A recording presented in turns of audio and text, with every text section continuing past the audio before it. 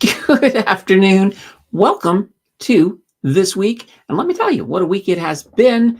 This is, well, it's a long weekend. We got Turkey Day going on today or tomorrow.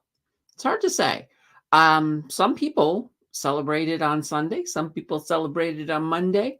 Um, that'll be the question. Let me know. Let me know in the comments as we go along. Are you having your Thanksgiving meal today, tomorrow? Is it turkey? Is it duck? Is it or is it just a peanut butter sandwich? I mean, some people don't actually care about Thanksgiving at the same time. So all is good. Let me know. I'm very, very curious to see where you guys are in terms of Turkey Day. All right. Whew. We've got lots of good news. We got lots of great news today. We got the news. We got everything else. Before we go any further, though, let's just hit on Blossom a tiny bit. So, for those of you who have not yet heard of Blossom, and if you've been here, you probably have already heard of it, but they are the social media app that's designed for, run by investors. So, it is a great place that you can go. You can hook up your portfolio if you want. You don't have to. You can look at other people's portfolios. You can talk about stocks, get ideas. It's a fantastic little place just to sort of talk a little bit about all of the fun stuff involved in, of course, investing. So, anyway, the link for that is down below. If you do sign up, be sure to follow me over there. I'll follow you right back because I am curious to see what you guys are posting over there. Whew. All right. And I can see already we got a bunch of people in the chat. This is fantastic. I'm going to um, very quickly say hello to you guys because we got Vineet. Vineet came in first. Hi, Candace, and all happy Thanksgiving to all that celebrate. Yeah. Sammer's in the house with a hello, guys. We've got Vic. Vic is saying, thankful for green, swing at a BMO with huge profits, but immediately into Alimentation Couche-Tard. Nice, nice. Yeah, I mean, I've been hearing about I've been hearing about those BMO stocks from Vic for a while. So it's good to see you did get out in the green. And the way things are the way things are ramping up right now with ATD. It may be a very good move. It may be a very good move. We're going to talk about them, of course. They are one of the news stories. So that is definitely coming up. Vic said, after the divorce, took my share of the house and swing trading that. Still in mother's basement. Oh, yes. Well, I remember you've been in your mom's basement for a while. I remember you were complaining one day about her raising your rent. So, oh, that's never good. Never, never, never good. Bismarck, he says, happy Turkey Day, everyone. Terry's in the house with a hello, good folks. Happy Thanksgiving. We got King a Day in here with a hello, happy Thanksgiving, everyone. And we got Naylor in here saying, had the turkey feast yesterday, working tomorrow. Okay, so Saturday. Nice, nice. Why not? Why not? Franco says, hello, Candace. Hello, Franco. It's good to see you. I do not believe I've seen you before. I don't remember your name. So welcome to the stream. Welcome to the stream, Franco. Good to see you. Vic is saying craving pumpkin pie. Who isn't craving pumpkin pie? I love pumpkin pie. It's actually my favorite pie. My favorite pie of all is pumpkin pie. And I'm one of these people. Long before everybody finally caught on to pumpkin with the pumpkin spice craze, I was the one out there saying, I love pumpkin tasting things. When I was a kid, I ran into some pumpkin ice cream. I enjoyed it very thoroughly, but then I never saw it again. It was like a holiday one that came out. I don't know who made it. It was somewhere's in Nova Scotia, but I was like talking about and raving about this pumpkin ice cream for more than a decade before all of a sudden we finally started getting these pumpkin spice and some of the crazes around. So I was just like, I'm ecstatic that you can now get pumpkin this and pumpkin that. It is very, very good. All right, we got Mary in the house with a hello, and Vic is mentioning right away, don't worry, Mary, I hit the like button. And that's because Mary will get on you if you don't hit that like button. So be sure be sure to hit that like button. I'll actually have some coffee while you guys are really busy right now hitting the like button because, we want to get it out to the algorithm. Mm. Oh gosh, gotta love the coffee. Gotta love the coffee. On Friday, we actually did a market open. So if any of you guys were around for that, actually, quite a few of you were.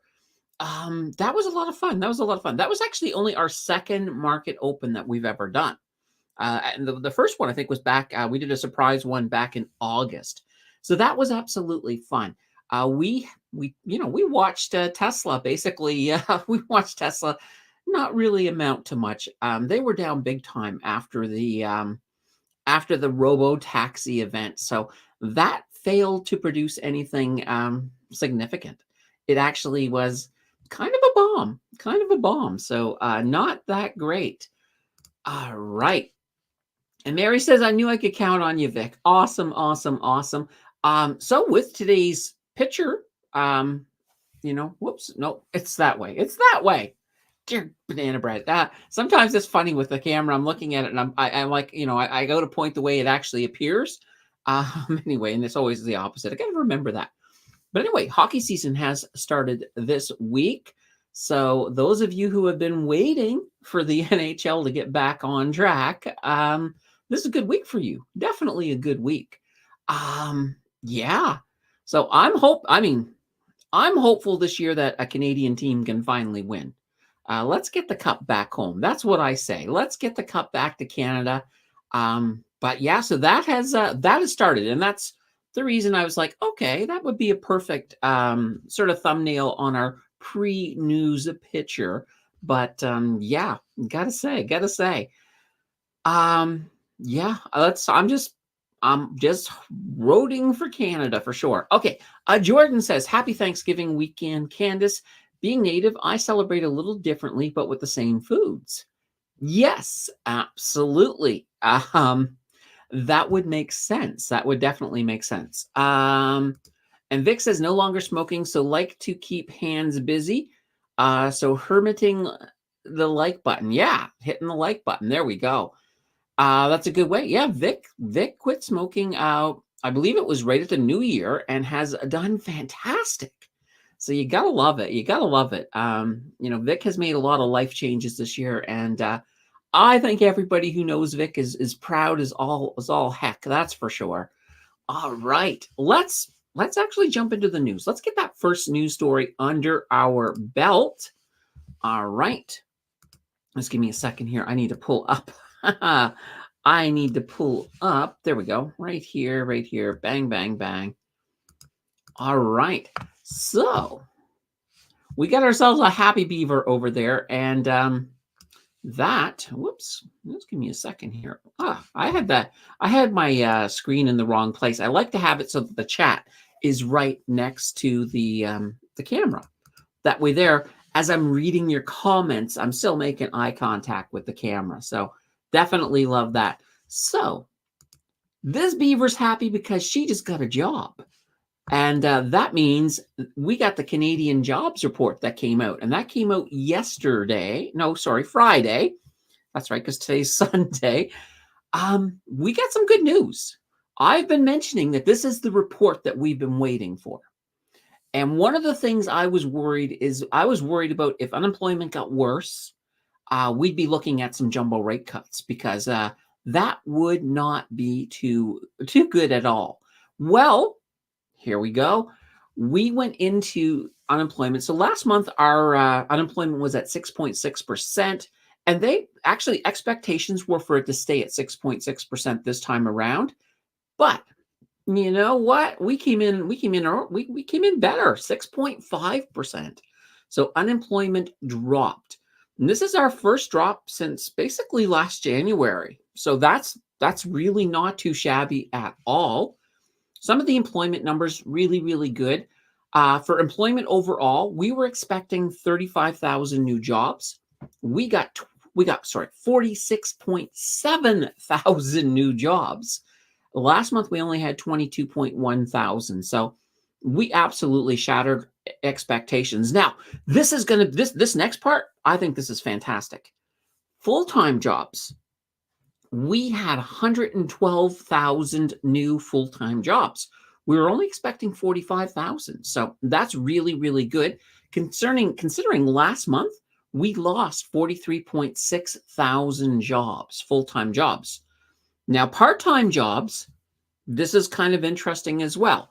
We lost 65.3 thousand, but that makes sense because a lot of students and a lot of people who have these part-time summer jobs were losing those jobs, right? Because this is the September data. So we were expecting that to be a lower number. We were only expecting it to be 10,000 jobs lost, but it was 65.3 thousand part-time jobs lost.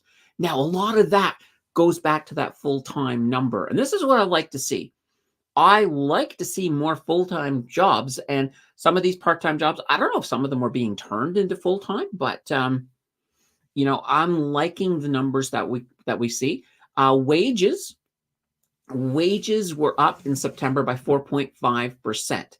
Now that's actually lower than expectations. So we were expecting them to be up by 4.8%. Last month they were up 4.9%. Now, you might look at it and say, oh, so people aren't getting paid. The wages aren't going up. That it's not great as an employee that wages aren't going up as fast, but it does make the Bank of Canada a little more happy because they want to see that number come down so we don't get some kind of a wage spiral thing going on. So I'm okay with that. So that's definitely really interesting. So some of the highlights from that report. Youth and women actually drove most of the employment gains in September. So that's not too shabby. The information, culture, and recreation industry saw employment rise 2.6% between August and September, with the biggest gains in actually Quebec. Quebec had a really good month. The wholesale and retail trade industry saw its first increase since January at 0.8%. Also, employment in professional, scientific, and technical services was up 1.1%. So these are fantastic. These are good job numbers. There were a few things, though, I really didn't like in this report. One, and I found this kind of a little bit disturbing, but if you look at this from a racial perspective, the actual jobs for people who are not white, the unemployment rate of people who are not white was like 11%. That's really high. And it was 4.4% in the Caucasian folk. So those numbers need to be a lot closer, in my opinion. So I didn't like to see that. Yeah. So I like the job report. I didn't like that part. That was the one part that I was just like, not so crazy about that part. But overall, what does this mean? And this sort of goes to the title of today's show. What happened to the big rate cut? So we were really starting to look like we were going to get a 50 basis point cut on the 23rd of October. Well, that's not 100% now anymore. Well, it was never 100%, but people were really, really, a lot of economists were thinking there was a high percentage chance. Nope. Now we're at a point where this job report is probably going to have them back off a little bit. I would say right now it's a 50% chance, 50% between 25 and 50. So we do have more data that will come out before then. Like I believe the CPI comes out before that. But yeah, it's one of those situations where I'm like, I look at it this way. Honestly, the longer it takes for rate cut season to go, the longer I can ride the REITs up. So in a way, I'm okay with it being a little bit slower. All right. Now, Jersky Beef says, good afternoon and happy Thanksgiving. Happy Thanksgiving to you as well, Jersky. We got Jay in the house. Hi there, everyone, says Jay. And Terry saying, great work, Vic. Yeah, absolutely. So proud of Vic. So proud. He's turned his life around. Let's see. Vic says, hoping for TD to hit a 52-week low. I'll tell you. Yeah, there's some chances. Actually, we do have a new story on TD as well. So we're going to talk more about them for sure. Let's see. Adrian in any shirt says not to buy US shares on Wealthsimple. Should I just pay $15 a month and use Mogo Trade? It's kind of interesting. If you want US shares, I'll tell you what I would recommend. Um, I would probably recommend National Bank. National Bank, you at least can hold, you can have a US account. You don't have to pay like a monthly charge to have that account. You don't as well with Wealthsimple. With if you have more than 100,000 in your account, but Wealthsimple doesn't have a Norbert's Gambit for moving money across to avoid those conversion fees. National Bank does. So National Bank, and also, and here's the other thing too, with your US, I guess this is another question, is if you're a long-term investor and you're just going to buy, and you might just sort of buy and sit, you're not going to be making a lot of transactions, then it might even make sense for Questrade as well, because they do have the Norbert's Gambit as well, but you do have commissions. So I want to point that out. There are commissions on Questrade. National Bank doesn't. The only thing I would say with National Bank is there is an annual fee if in their brokerage if you have less than a $20,000 balance. So I don't know what the fee is. I honestly don't. So if anybody actually knows how much that fee is, definitely drop it into the chat. And Vic says still no for Moomoo. Yes, and Moomoo, they've started again. Moomoo has started up again, and I'm like, no, stop bugging me. I'm not going to promote you. I don't want anything to do with you. So that's definitely something I don't want to see. All right. 9 says, thanks for clarifying the TFSA CRA question I had. Yeah. So 9 had this interesting question. So ChatGPT had told 9 that if you sold an asset in the TFSA after a drip went in, that would get flagged as day trading. And that's not true at all. That's not true at all. When it comes to day trading in your TFSA, this is what will get you flagged. If you sell an asset and you buy it back within 30, it's basically 30 days, but I always say 31 to be on the safe side. If you buy it back within 31 days, that can get you flagged. That can definitely get you flagged. And I really wasn't going to ever say this out loud in chat, but I will. I will take this one with a grain of salt. If you sold your asset and then you bought it back within that 30 days, but you bought it back higher, so you're not making any money off of the deal, that won't get you flagged for day trading, but it could still trigger their algorithm and have them look at you. So, and this is what I mentioned to 9 as well in the comments, that I don't want the CRA looking at me for any reason. Even if I've done nothing wrong, I still don't want the retention. So I just sort of hold fast. I don't look at that one tiny little loophole. I just say 31 days, that's it. Let's be safe. Let's not get their attention on me at all. It's sort of like it's like the Lord of the Rings, right? You don't want Sauron's great eye looking at you. Same thing with the CRA. I don't want them looking at me. So definitely something to keep in mind. Vic says, can you please do Norbert Gambit on National Bank database? So NBDB, direct brokerage, sorry. National Bank direct brokerage. I'm thinking about it. I've actually, I did mention something about that one to, actually to Adrian. So Canadian in a t-shirt or banana bread in a t-shirt.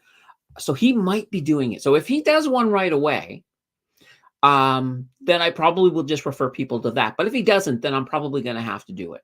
So just that's kind of where I'm sitting with that at the moment, because I absolutely do not mind. I do not mind sending people over to Canadian in a t-shirt. I love his channel. I think he has really good.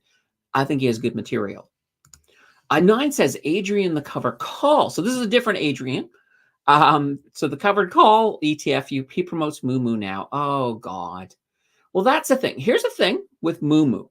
Um, every affiliate link with Moomoo. So every time Adrian gets one of his followers to go over and sign up for Moomoo, he's getting $50. That's how much they're paying.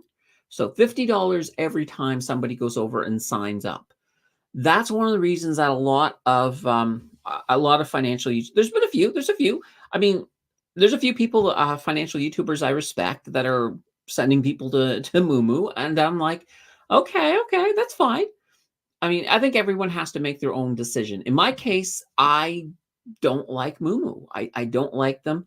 I I'm not going to send you guys to something that I think's inferior to some of the better, some of the better brokers out there, like Wealth Simple. I think Wealth Simple's fantastic. And and here's the funny thing. Right now, I could sell out, and also I'll call it sellout. To me, it would be a sellout.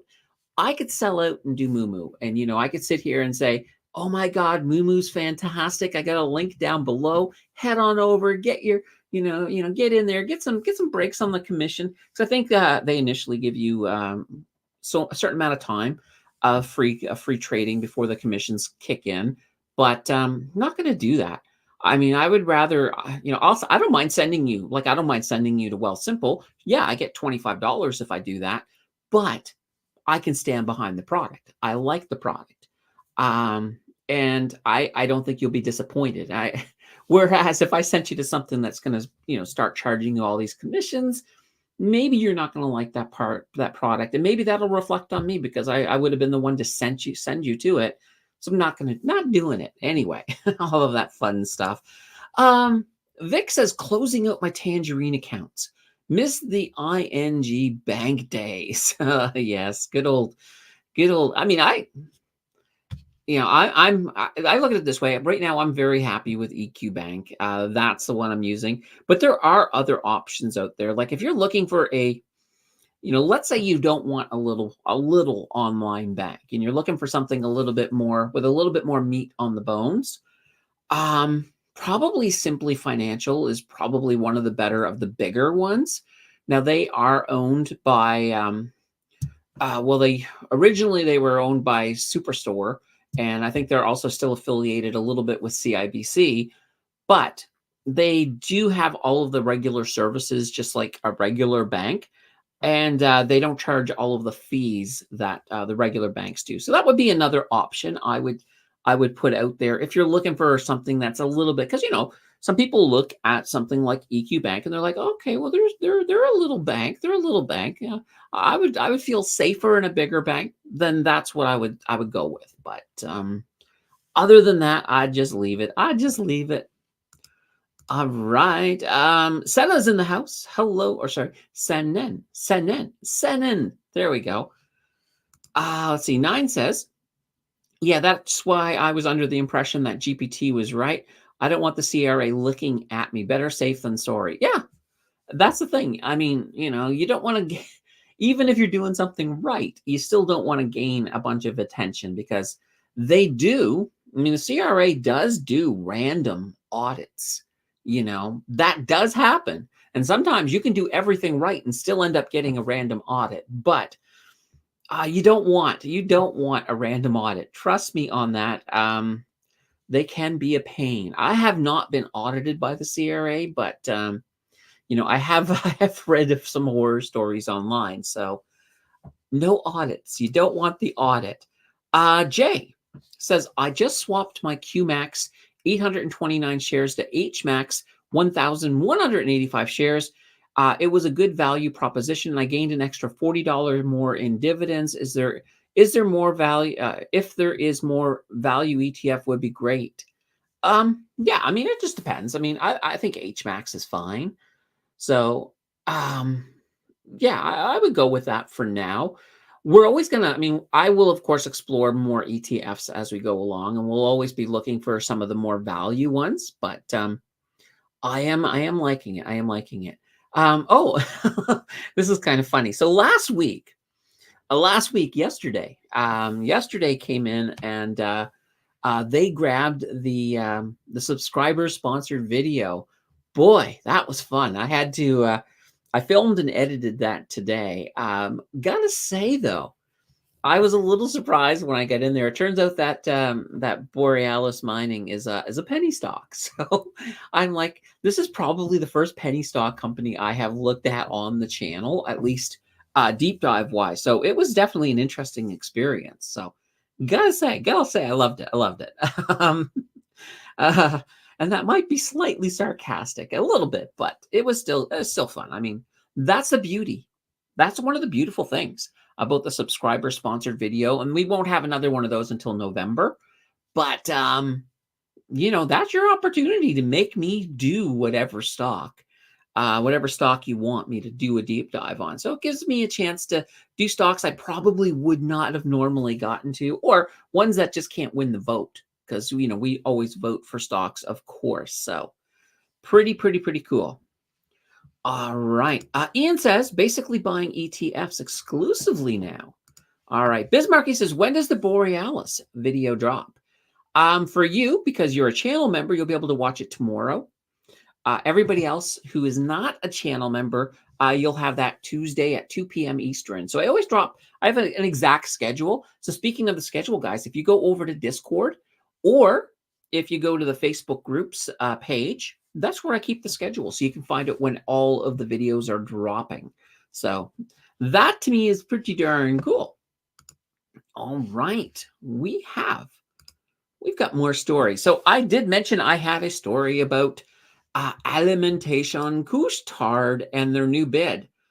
So as you guys all know, they're trying to buy 7-Eleven. So they had a previous bid for, well, the actual company's name is 7&I Holdings Company Limited. So in August, they offered them $38.6 billion for the company, but this was rejected by the board, despite a lot of the shareholders were in big favor for this bid. But the board was like, nope, we're not going to do it. It's not enough. You're undervaluing our company. So Couche-Tard, of course, really wants to sort of to add 7-Eleven to their umbrella. So they've big gulped their bid by about 22%, and that's now coming in at $47 billion. So that's their new bid. They've gone from 38.6 billion to 47 billion.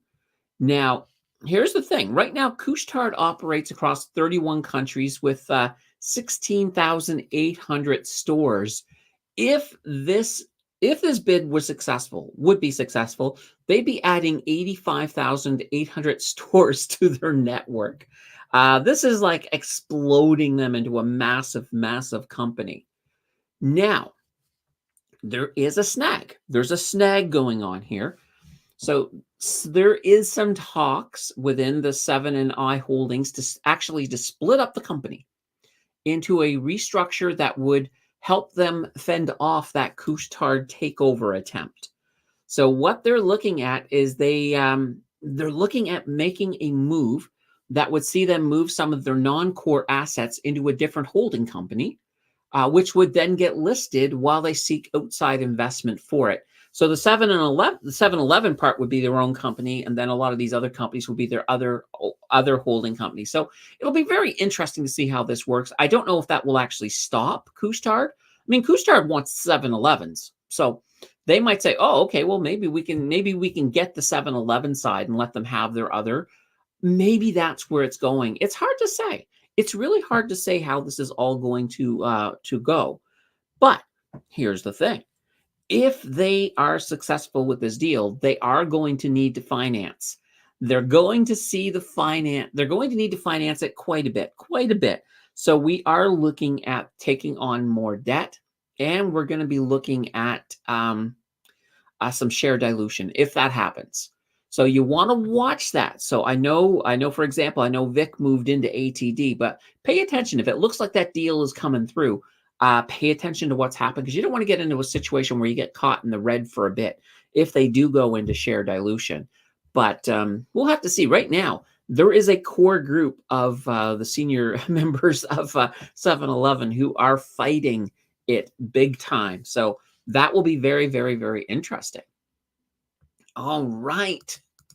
JJ says, howdy, howdy, fam. Happy Thanksgiving weekend to those that celebrate it. Yeah, absolutely. Absolutely.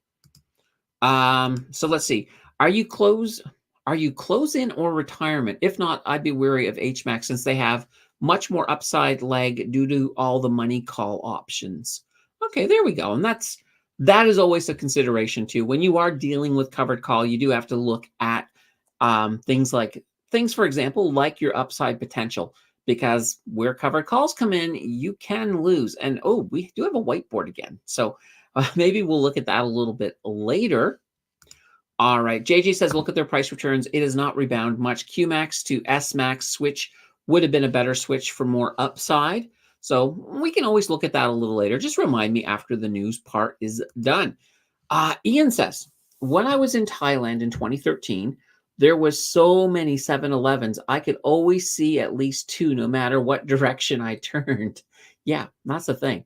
I mean, here's the thing, though, for Alimentation Couche-Tard, if they do get this deal and they have to do all of this refinancing, this is a short-term thing. They will, of course, this will be massive for them long-term. Long-term, this would be absolutely. So if you're a long-term holder, I wouldn't even worry about that, about the dilution part. You're probably going to make it back in spades down the road. It's just, you have to just be prepared to see that, to see yourself going into the red. All right. Jay says, let's see, JJ Patty, I'm doing a little bit of dividend ETF and growth ETF like XGrow. Yesterday, here you are. Yeah, sorry about the penny stock. I just see some potential there and just was curious what you'd come up with. Absolutely. I mean, I still ran. I still ran with it, of course. But here was the funny thing. For those of you who are not familiar with this stock, not only is it a penny stock, it also has only been in operation since August.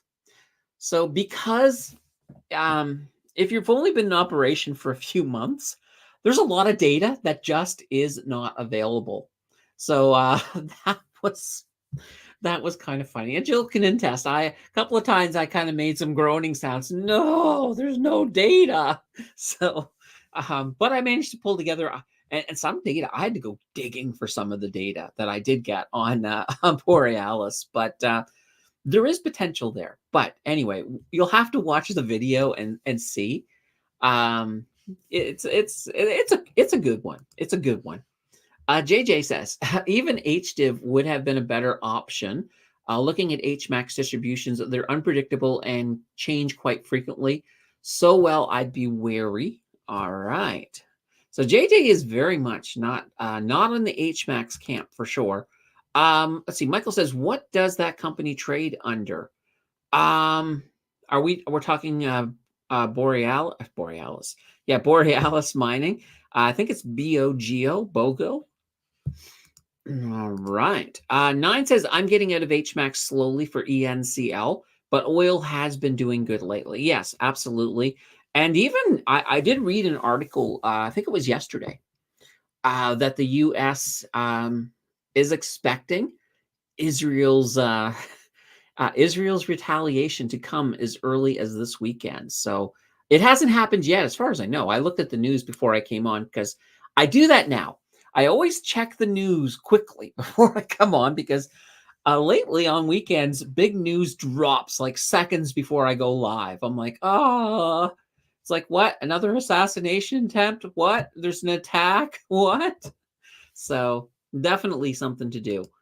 Let's see. JJ says, never bought into HMAX. I did not like their options strategy and too high coverage. That's capped. All right. Michael says the 7-Eleven also owns the Circle K store brands also. And what do they trade under in the U.S. or do they trade on TSA exchanges? And how do you invest into them? Okay. So, well, 7-Eleven doesn't own Circle K. Circle K is owned by Alimentation Couche-Tard. Now, I know on the TSX they're ATD, but why? I'm wondering, I do not know if they have a ticker on the New York Stock Exchange. They might. We'll have to look at that a little bit later. Anybody know if Alimentation Couche-Tard has a ticker on the New York Stock Exchange? If so, please drop it into the chat for Michael. But I'm trying to think. It's not coming to mind. Like, I don't think they do, but they might. We'll find out. We'll find out later today. Once we're through the news and I can start bringing up other stuff. Let's see. 9 says, yeah, it's a yield chaser, in my opinion. I'm in the green, though, as well. Let's see. The TSA should be USA. All right. JJ says, at least you bought at a decent time. People who bought in early, who crap total returns. There we go. All right. Trying to get through some of these. And then we have lots more news. Jay says, for me, dividend ETFs was just temporary thing until I find better value growth ETFs. Okay. So you're looking basically to make a little bit of income until you can find some of those perfect, I guess, your total return or growth. Some people call them growth dividends. That makes sense. But, give me a second here. But yeah, that does absolutely, I sort of see where you're coming from, but that's the whole thing. Like a lot of times, and this happens in here quite a bit. I will point this out. Somebody says, I'm switching this stock for this stock. Does that make sense? It's hard for me to actually say if it does or not, because until I actually know what your investment goals are, your strategies, in some cases, something could make sense for a retirement strategy, but it may not make sense if you're like 30 years old and you're trying to, get your stuff going. And I think that's kind of where JJ came in and asked about whether or not you were looking at retirement, because that can completely change the game. All right. Let's see. Yeah, pure income play for HMAX. All right. Sammer says some of these covered call high yield get NAV erosion. If I drip it in on RRSP, how it will works when turn into a RIF and start to withdraw, because in theory you have no gains, NAV erosion. So is zero taxes? No, unfortunately not in that, because any money that you lose, well, obviously you're not going to get taxed on the money that, on any value that's eroded from it, but anything that you are still receiving, you're still receiving the dividends, and those are 100% taxed as you pull it out of your RIF in that case. So it's already, in this case, you're talking about where it's already gone from an RRSP to an RRIF. So yeah, you're definitely going to still, basically everything is taxed in that. I mean, it doesn't matter what happens. If a stock, like if you had a stock, like $100 stock, and it eroded down to $90, well, yeah, you're not going to get taxed on $100. You're going to get taxed on whatever you pull out of there. So if you pulled it all out, you'd get taxed on that $90. So they'll never tax you on money that's gone. They're only going to tax you on what you pull out of that account. Let's see. Paul says, oh yeah, MicroStrategy at an all-time high Friday, 212.59. Average price. Ooh, that's your average price. Wow. So 161.56 since July 31st, and another by October 3rd at about my July 31st price. Yeah. I mean, here's that thing. We were looking at some really good movement on Bitcoin on Friday, and it was actually interesting. One of the things I expected, because we were talking about Bitcoin in the morning on the market open, I thought we were going to get a little bit of a pushback in the first couple of hours with some of the resistance caused by the moving averages, because we were below the moving averages. But we really didn't get that much, and it did push through. And I did say that it was probably going to go up to 63 if it pushed through. And we did get to 63. I don't know what we're at right now. I'm trying to look over here and see if I can see. Right now, 62.6 is what I'm showing, but it could be stalled. When I say stalled, I mean I need to refresh this because I haven't refreshed it in a while. Oh no, that's the right price. So 62.6 right now. So we are a little bit down, but we did get up to, where are we at? 63.4. We got up to 63.4 before it came back down. All right, Amanda's in the house with an I love HMAX, one of my favorites.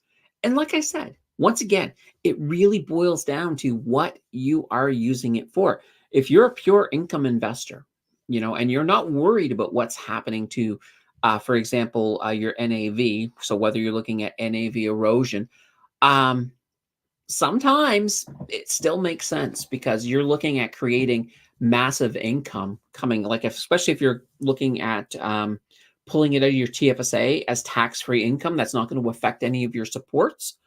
That's not too shabby, not too shabby at all.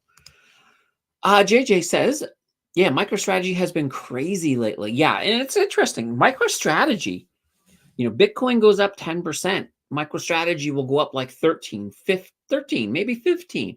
But they're outperforming Bitcoin, which is kind of crazy when you think about the fact that what does MicroStrategy do other than hold Bitcoin nowadays?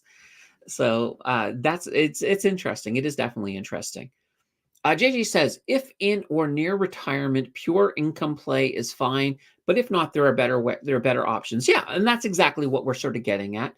If somebody was like, oh, if I had a 30-year-old investor who was like, I'm going all in with HMAX, I would be like, that's not a great idea, because there are better options. And that's kind of why age is really important with investing, because, pretty much in a nutshell, um, you want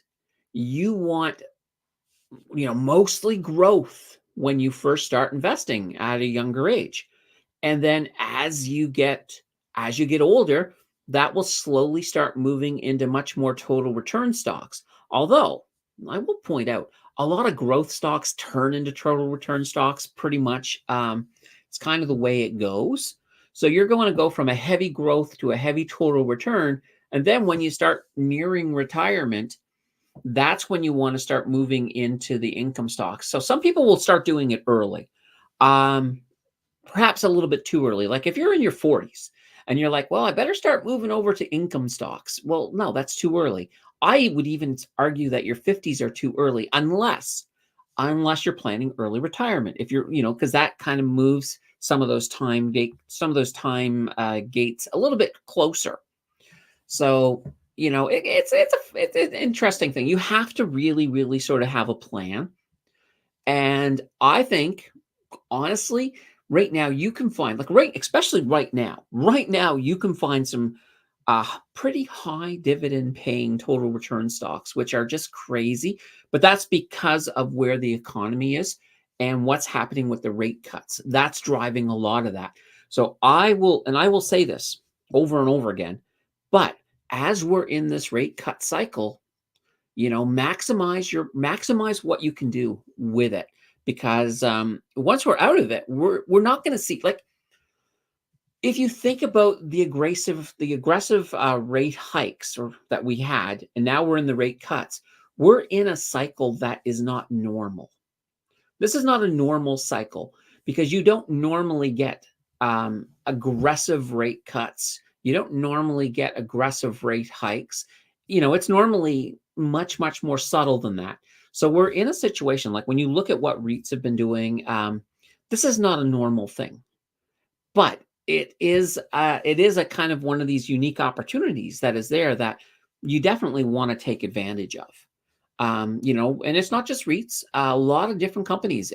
Anybody holding a lot of debt is going to look pretty good over the next little while. Like utilities are looking fantastic, except for Algonquin. Algonquin is they're dead to me. They're dead to me now. I'll just put that out there.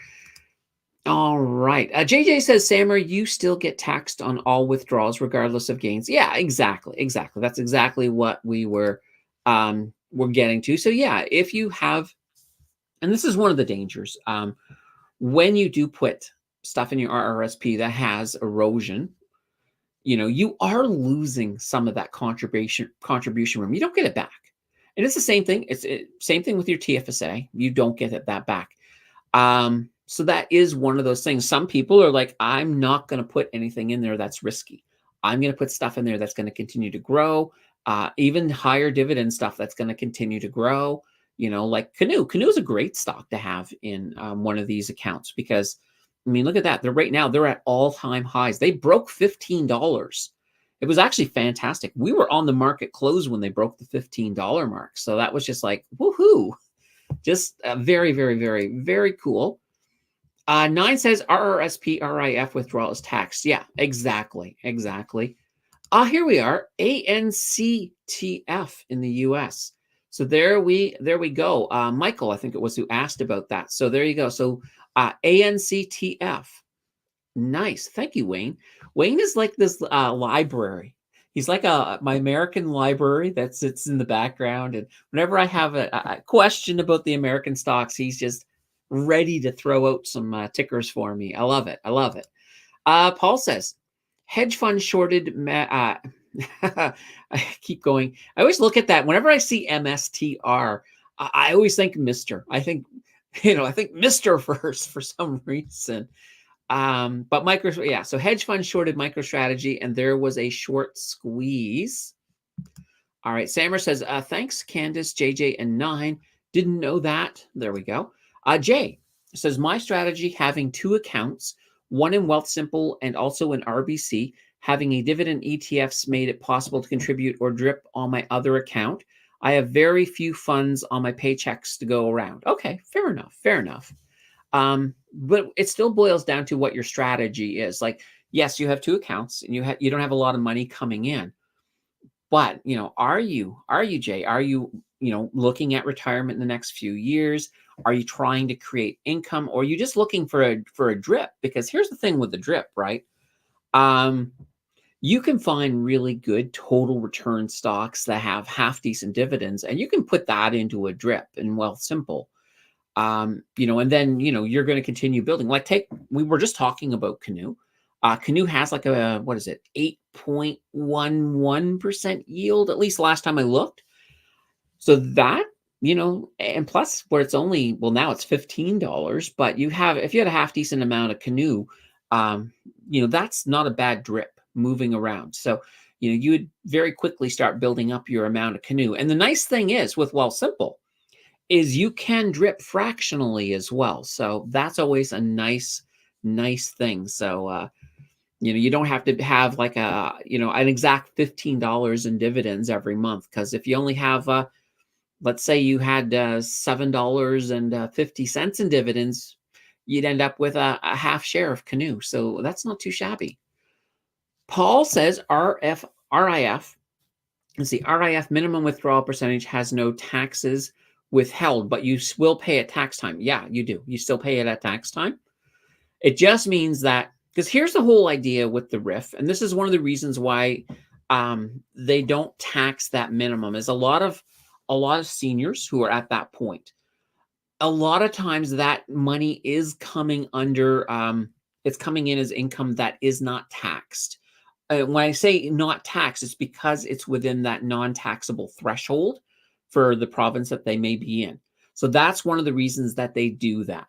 Now, obviously, if you've got a whole bunch of other income, like, coming in, you may very well still have to pay taxes around tax time. So it's always good to know. And it's always good to keep track of stuff like this. So, for example, if you are retired and you're sitting down and or you just retired, you want to know what's taxable. You want to know what's not taxable. And you want to know, exactly what it's going to look at when tax time rolls around. So if you have a situation where you are making a nice looking CPP, you got your full OAS, maybe you got GIS thrown in there too, or maybe you don't, maybe you're making too much for that. And then you've got an RRIF happening and you've got that pulling money out. You want to know, like, if it is a situation that you are pulling yourself to the point where you are going to get taxed at tax time, it's always good to know that ahead of time, because then you can sort of make plans through the year on, how you're going to pay that bill. Or, you don't want to get in a situation where all of a sudden you have to just start pulling investments out because, you got a tax bill, you got to pay it. Problem with that is, if that happens when the market's bad, let's say just before tax time, we go into a bear market. That's a horrible time to be pulling stuff out if you have to. But if you have a situation, and this is kind of a neat thing. One option that you could certainly look at is you could pull aside some money for taxes if you know what your tax bill is going to be and have a rough idea. let's say what it's going to be a year from now. You could look at locking away some money in something that, like let's say a GIC, a 1-year term on a GIC, and then you cash that out in 1 year. At least you've made some interest on it. And now that interest, of course, is going to get taxed, but or if you have room in your TFSA, you could always put it into, say, for example, a cash ETF. In that case, you wouldn't get taxed on it. And also in that case, those ETFs, they don't go down. So when you go into a bear market, they still maintain, that $50 a share. It moves up and down a little bit through the monthly cycle, but that does give you an option. It gives you an option of what you can do with that money. And then, let's say we're in a bear market and it's time to pay your taxes. Doesn't matter. You're in good shape. You just pull it out. You've already had parked that money away for taxes, and the beautiful thing is, even with a cash account, like if you're doing, let's say you're doing a cash ETF, you don't have to put all the money in at once. Whereas with a GIC, you'd pretty much have to park it all right away because the whole thing would be locked in for a year.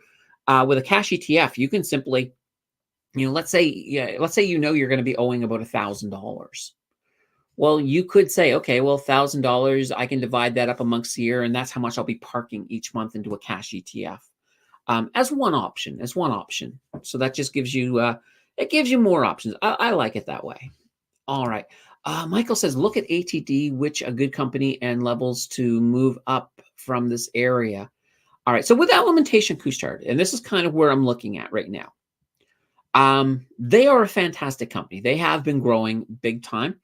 I do consider them to be blue chip. I also consider them to be recession proof.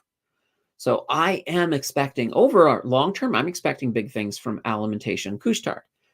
And they have never disappointed. But, and this is kind of where I've been getting at, if we do get to a situation where they do have to, penny up $47 billion to buy 7-Eleven, they have to come up with that money. So that means they're going to have to take on more debt. So that hurts their fundamentals a little bit.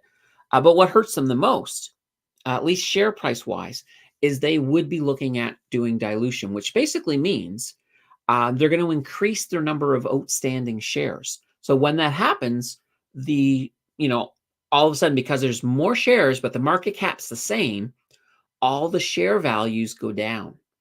So as an investor, if you're looking at it and it looks like this thing is getting closer to actually happening, well, then you have to sort of ask yourself, okay, do I want to be holding them if they're about to dilute their shares? You may, whoops, I hope I didn't make a big noise. I just accidentally scratched the mic. So if if you're looking, if you're in for the long term, like if you're in for a really long term and you're like, okay, well, it doesn't matter to me that that's going to happen. I know it's going to recover over the next couple of years. Fine. And I think it will. But, if you're one of these shorter term people, or if you're somebody who wants to sort of take advantage of what's happening in the market, then it may not be a bad idea. If it looks like this is going to go through, like if the board gives their approval, initially, if everything, when the approval and everything like that happens, you'll probably see the price go up. But once it gets time to pay the piper, to actually pay for it, that's when we're going to see a bit of we're going to see a correction. So, it might be a situation where if you're holding them, you might be, you might think, okay, well, I know that this dilution is coming. Maybe I want to move out of ATD. Maybe I want to move it into something else. Then, and here's the beautiful thing, let's say they have that big correction. Well, you can move back into them after the correction. Well, after 30 days, 31 days to be safe. Unless, of course, if you're doing this in your, in your normal account, you don't have that stipulation. Or if you're in your RRSP, no stipulation on that time at all. But that's just something you can keep in mind. All right. And Paul is calling MicroStrategy a money glitch. Maybe. It's like, yeah, I just think I just saw that dollar walk by. It's the same dollar. Oh, God, you got to love it. All right. Paul says waiting for Tesla in the next year to 3 years. Yeah, it's going to be interesting. I mean, here's the reality. If all of the expectations that Elon set at the robo taxi event, if they all come and pass as expected, that'll be big for Tesla.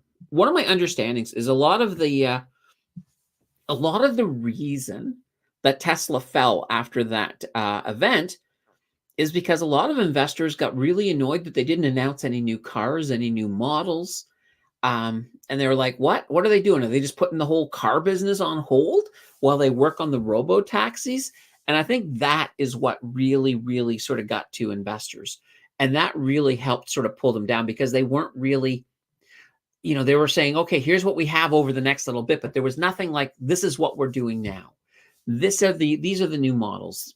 And that's kind of, maybe that's on Elon, not realizing that that's the situation. But I also think they do have their earnings is coming up really fast. Maybe they're holding back that for the earnings call. And if they had, let's say they had good earnings, and it's hard to say, but they did have some good movement on the charts anyway in that quarter. But if they have good or even just mediocre earnings, but they do announce new models at that meeting, that could be interesting. So just something to keep in mind. All right. Andrew says, also depends on the amount invested. I'd rather have growth that goes up quick and has a good dividend CAGR with a decent yield. Yeah, that makes sense. And I always look at it this way, because sometimes somebody is like, I've got a 15% dividend yield. Look at me. Look at all this money. Well, if I have a total return stock that, between the dividend and the growth is pulling in 20%, who's making more money? Well, I am in that case.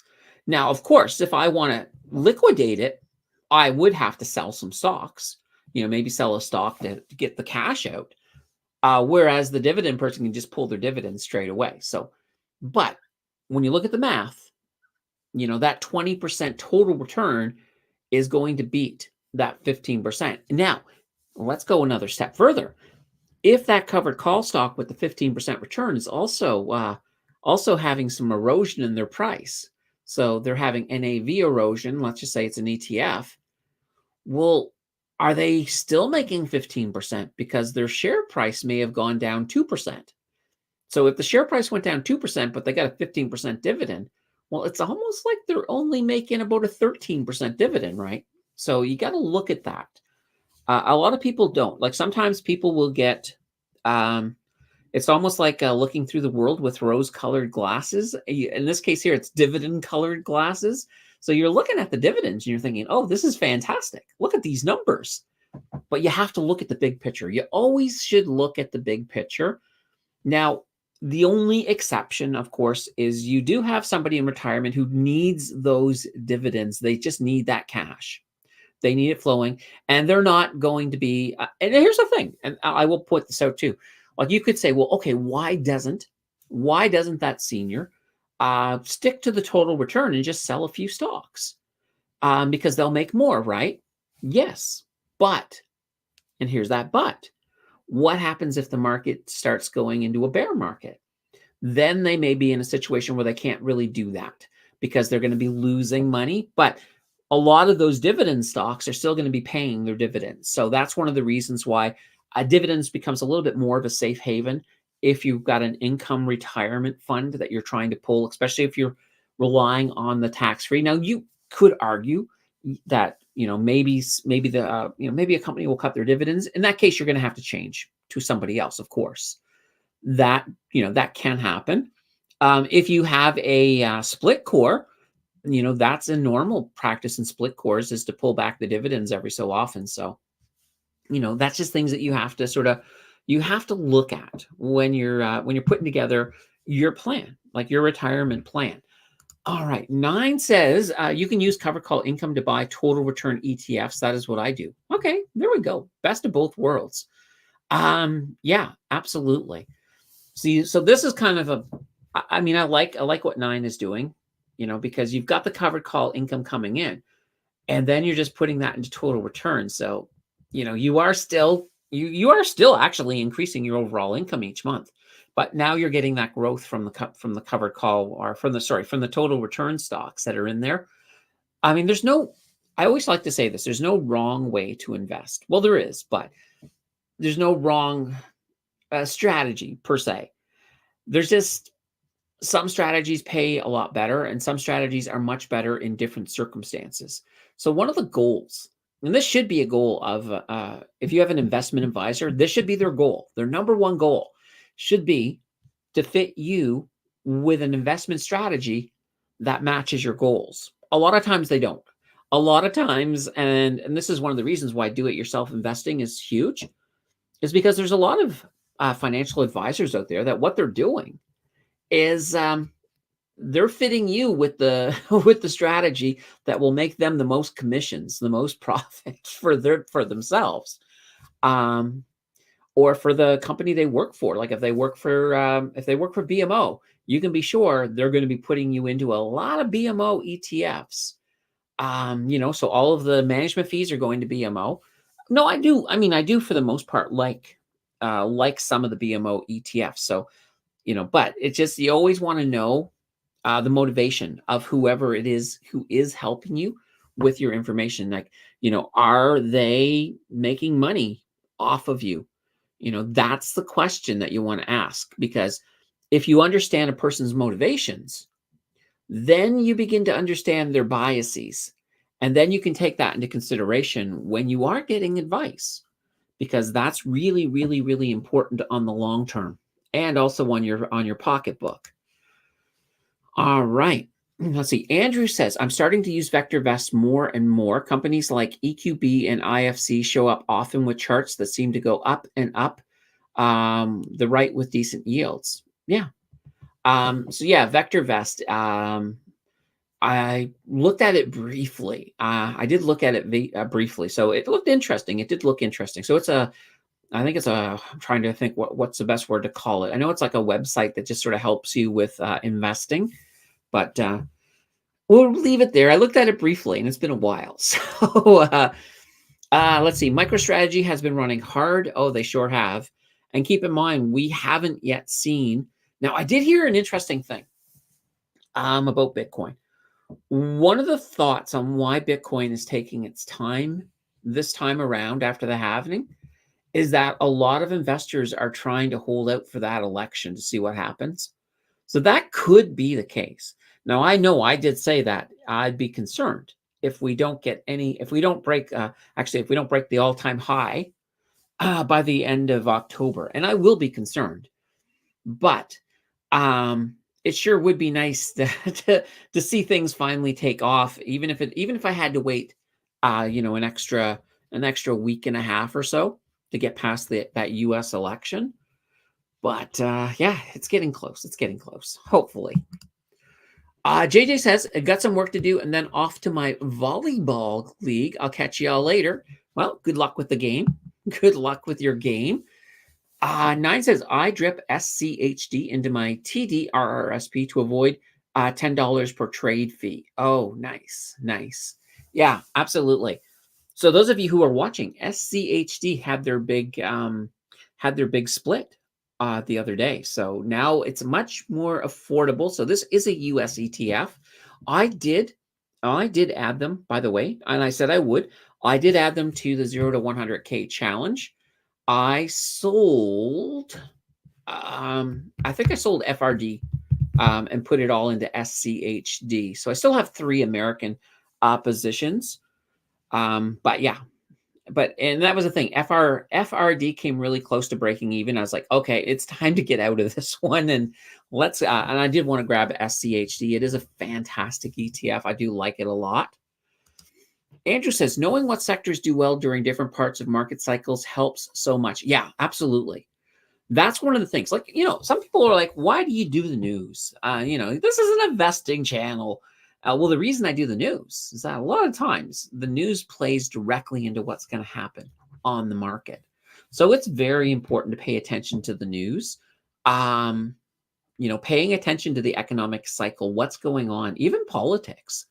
It all boils down. And if you can see stuff coming because you're paying attention to the world, that's where profits can be made or lost. So definitely, in this case, paying attention is where you make them. If you don't pay attention, is where you lose them. So I just want to make it sound. I didn't want to make it sound like, oh, if you pay attention, you're going to win or lose. No, you will probably win more often than losing, because knowledge is it's half the battle, according to isn't that what GI Joe said?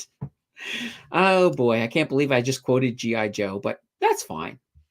Paul says, I retired August 2023, will be in 28.2% combined bracket for 2024, trying for the 20.6 or 22 in BC in 2025. Yeah, nothing wrong with that. It's always good if you can get yourself, and here's the beautiful thing too. Like if you have retired, there are ways that you can try to work things out a little bit. So, for example, if you have not yet converted your RRSP over to a RIF, you could still use it if you really want to. If it's a situation where it can knock you down a bracket, but also keep in mind too, and this is kind of funny. A lot of people have this misconception that if you bump yourself up into the next bracket, that all of a sudden. So let's look at Paul. So he's given us a couple of, let's look at the 20.6 and the 22. So let's say, for example, you've been in the 20.6 bracket. All of a sudden you made a little bit more and that's bumped you up to 22.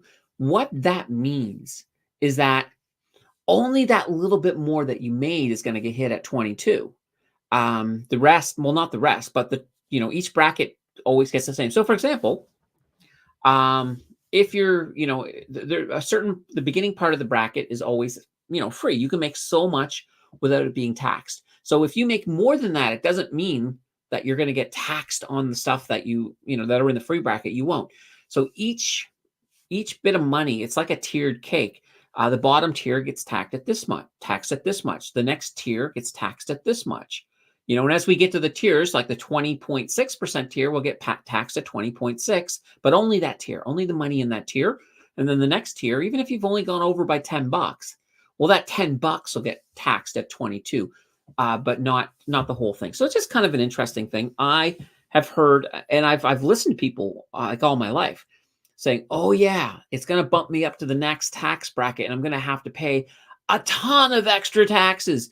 It's like, no, you're not. You're going to pay a little bit more tax on that little bit above, that tax bracket. It doesn't change the whole thing. So it's just something to keep in mind. All right. 9 says, even though I'm young, I like to see the covered call income come in. It's a nice psychological boost. And that's not a bad thing too. And that's kind of another interesting thing. Sometimes, and especially with younger people, sometimes that, seeing those dividends come in is just like absolutely intoxicating. Like you take most new investors, doesn't matter what their age is. They'll come in, they'll buy. Normally, this is kind of the cycle. A new investor comes to the market and they're like, okay, let's buy some of these companies that I know. And that's fantastic. You should be buying companies you know, right? You shouldn't just say, oh, here's this weird company you've never heard of. Let's buy them. No, you're going to buy companies you know. Like maybe, if you're in the US, maybe you're buying Coke. Maybe you're buying McDonald's. Maybe you're buying Microsoft. In Canada, you might say, I use TD Bank. Let's buy TD Bank. So you start by buying the companies that you know. Then you start getting dividends. And when you look at these dividends, you're like, oh, look at this.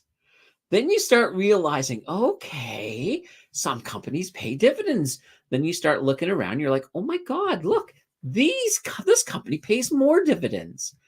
And that will drive you into that dividend frenzy initially. And a lot of times when you find out, oh my God, look at this. This company pays like 15% dividends. I got to get in there.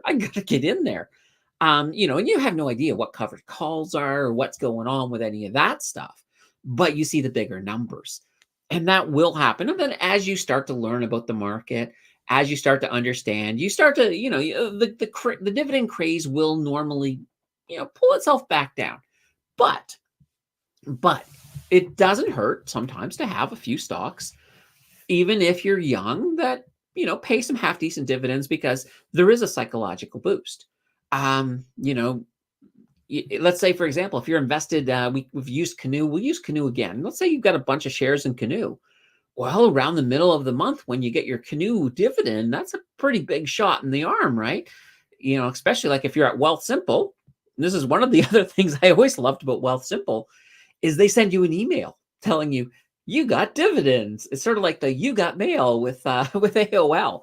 But they send you this dividend, and then right away. If you look at your email first thing in the morning, you got dividends, and you're like, oh my god, yes, I got paid. So it is a fantastic thing to see that as well. All right, let's see here. Michael says ATD is ATD Incorporated, engages in the provision of security, automation, and smart home solutions.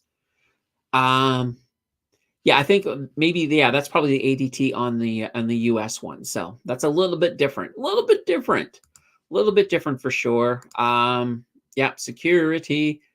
Yeah, like so when I say ATD, we're actually talking on the TSX, but our good buddy here, let me see. I'm scrolling backwards to get the name. Yeah, so ANCTF. I'll put it in chat for you. ANTCF. That there is ATD in the US. So and it, you wouldn't even say ATD, just say Couche-Tard. Or you could say Alimentation Couche-Tard if you want to have fun trying to learn French. All right. On Monday, will there be a US market open by Candace? No, there won't. I'm not doing a US market open on Monday. But yeah, that's fun. Mary says, 47 watching, 22 likes. What's wrong with this picture? It's not enough likes. Not enough likes, folks. Let's see some likes. Come on, let's do it. Oh, that's so good. All right, let's hope. I can't tell if you guys did it or not, but I hope you did. Jersky says, I put my covered call income into dividend growth stocks. There we go. Nice. Let's see. You're not looking at any charts today? Once we're finished the news, I will then pull up the charts because otherwise I lose all my formatting. Now, hopefully, in November, I am switching to a different program for, that runs my live streams.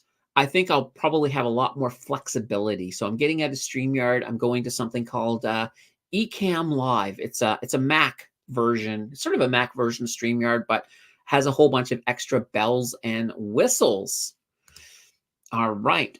Missy says it seems people are using dividend ETFs like SCHD as a replacement to bonds. No, that makes sense. It makes sense. I mean, a lot of people don't even touch bonds anymore. Michael says, with the markets at highs, what I'm concerned where you buy any company, you must use a chart when anything can happen to get a small correction. Corrections are normal. That's one of the reasons that if you're a long-term investor, dollar cost averaging is the way to go. I can certainly look at that again a little bit later once we get through the news. I don't even know how far we are into the news right now, but I've caught up. So let's advance to our next. We're on story number 4. So story number 4. So the U.S. beat.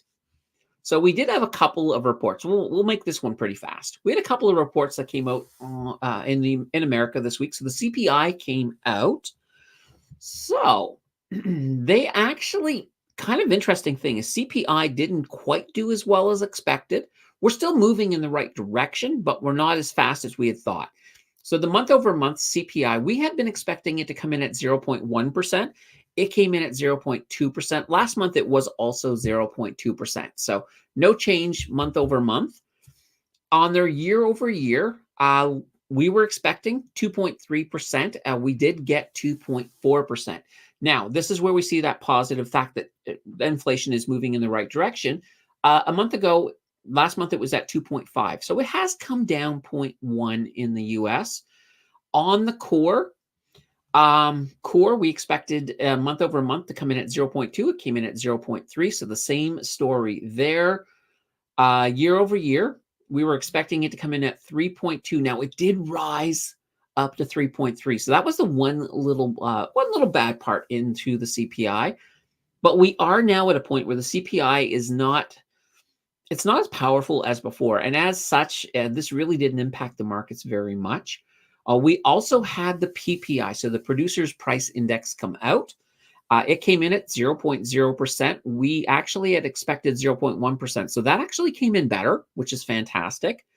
On the core, we were expecting 0.2%. It came in at 0.1%. So that also not too bad. So when it comes to what's going to happen with the next rate cut in the US, I don't really see either of these reports really changing things too much. So we did have a 50 basis point cut initially.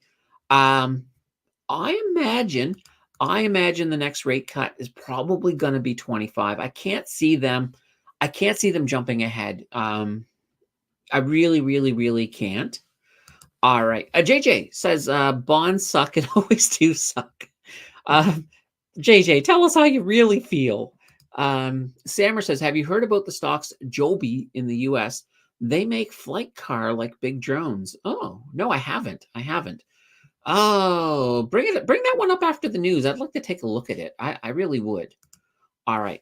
I am going to move quickly in through these news there, just so we can get the news out of the way, because I do like being able to pull stuff up. All right. So the Air Canada pilots, they have approved their new contract. So the fear of a strike is now gone. And those of you who saw that nice little jump in the price of Air Canada on Friday, that's why. So they have basically, so the Airline Pilots Association said that they voted 67. They only got a 67 in favor of the new contract. But it is making it a little bit easier right now. Management and passengers no longer have to worry. So in a nutshell, the new agreement gives them a little over 40% in a pay raise over the next 4 years. So it is heavy front loaded. So 26% they're going to get this year, and then 4% over the next 3 years. But this will make them some of the best paid pilots in North America. So that's not too shabby.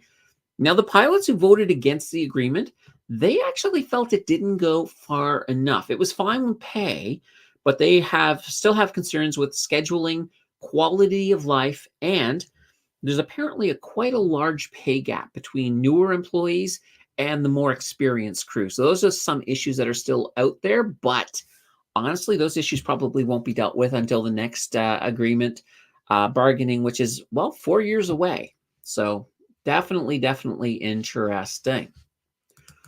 All right. Let's see. Yesterday says 45 minutes until the commodity market opens. Even if the market isn't open tomorrow here, we can make plans for Tuesday. Yeah, nothing wrong with that. Absolutely. Yesterday says TSX, that is. All right. Yeah, that's right. Because tomorrow the TSX is completely closed. Yeah, it's what can you do? Missy says, I agree. I have no bonds, but I'm 51 and I worry I need something for fixed income. Maybe I will do dividend as well. So keep in mind, there's a lot of different options out there, Missy, when it comes to fixed income.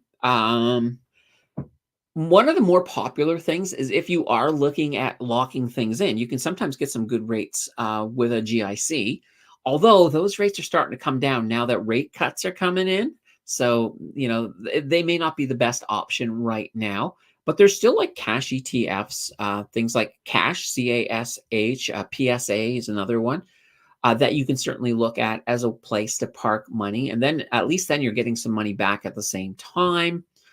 Now, a lot of the people who are into bonds are actually moving into REITs for the next while the cycle is building. So there's always that as well. But I know right now, like in the TFSA challenge, I have to actually look because I don't know what the percentage is. So on the TFSA challenge right now, I'm only maintaining where is it at here? A 1.59% cash position in there right now. That'll definitely get higher as I see the market reversing from where I see it going. But right now, it's not that big.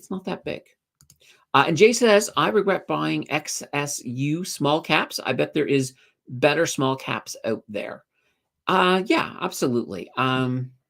I probably should do a small cap ETF video down the road. So that'll be something to look into for sure. Jay says, well, simple let me down on Friday. I couldn't trade just before closing. Ooh, yikes. Yeah. And that's one of the reasons that when it comes to trading, so not investing, but when I do trading, like swing trading, and that I do that over on National Bank, just because of that agility. There's so much agility there that I normally never get caught like that. But yeah, that does happen sometimes with Wealthsimple. One of the downsides, but if you're definitely looking at long-term trading, that shouldn't even be an issue. Like most people are not trading like minutes before the bell. If you're just doing long-term, but yeah, the fun. All right, let's grab our next story here. All right, and I did mention we had a TD story, so yeah, we do.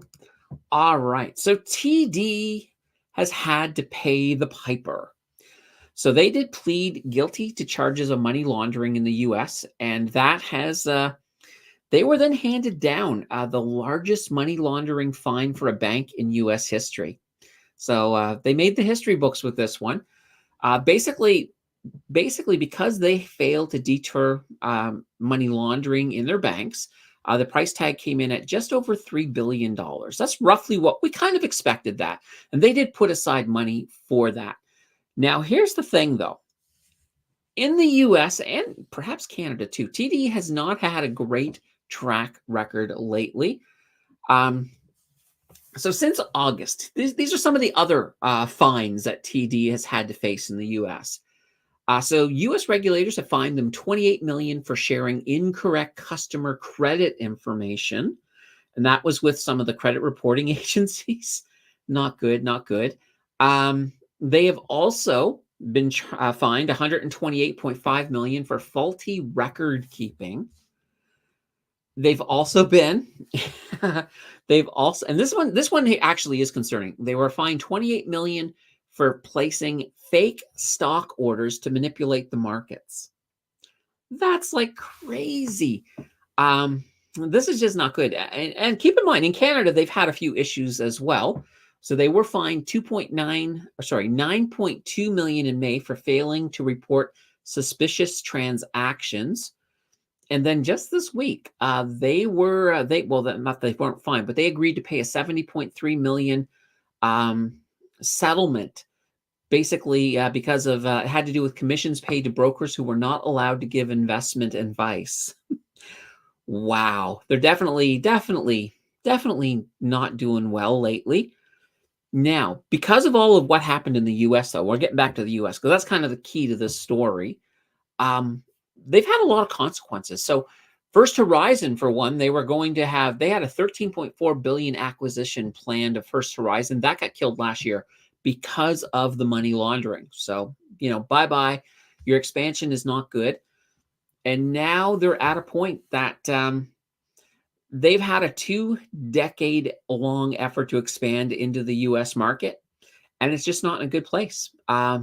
Nobody's going to want to sell anything to them right now. They need some time to let this get behind them, but not a great story. Not a great story for sure. So what can I say? All right. Let's see. JJ said, I'd rather own the Russell 2000 than pick individual small and micro caps. Too risky and not in my taste. Yeah, I do like the Russell 2000 for sure. Now, and that's one of the reasons that I do want to hit some of the small and micro caps, not penny stocks, not penny stocks. It's just to show you sort of when you look at the fundamentals, you can pick ones that have a better chance of doing better. It's still higher risk, though. When you go down to companies that are, still kind of getting their groove on, they can explode, and they can explode in the other direction too. So just something to keep in mind. In regards to the TD story, Ian says, TD, transactional drug lords. Perhaps. Now, the next story is a little bit more seasonal. We'll call seasonal. So I call it the real turkey on turkeys. So with Thanksgiving upon us, You may have found some really good deals this year on turkeys. So demand for turkey, it typically spikes around this time of year with more than a third. So we're looking at about 37% of the whole turkey sales for the year happen at Thanksgiving. There's also a giant chunk of that sales that happens around Christmas as well. So this year, we've actually got a lot of good news in the turkey industry. So the whole threat of avian flu is now gone, and this has helped improve the supply of turkeys a lot. So frozen turkeys are up. We have 5% more frozen turkeys ready to be sold than we had in 2023.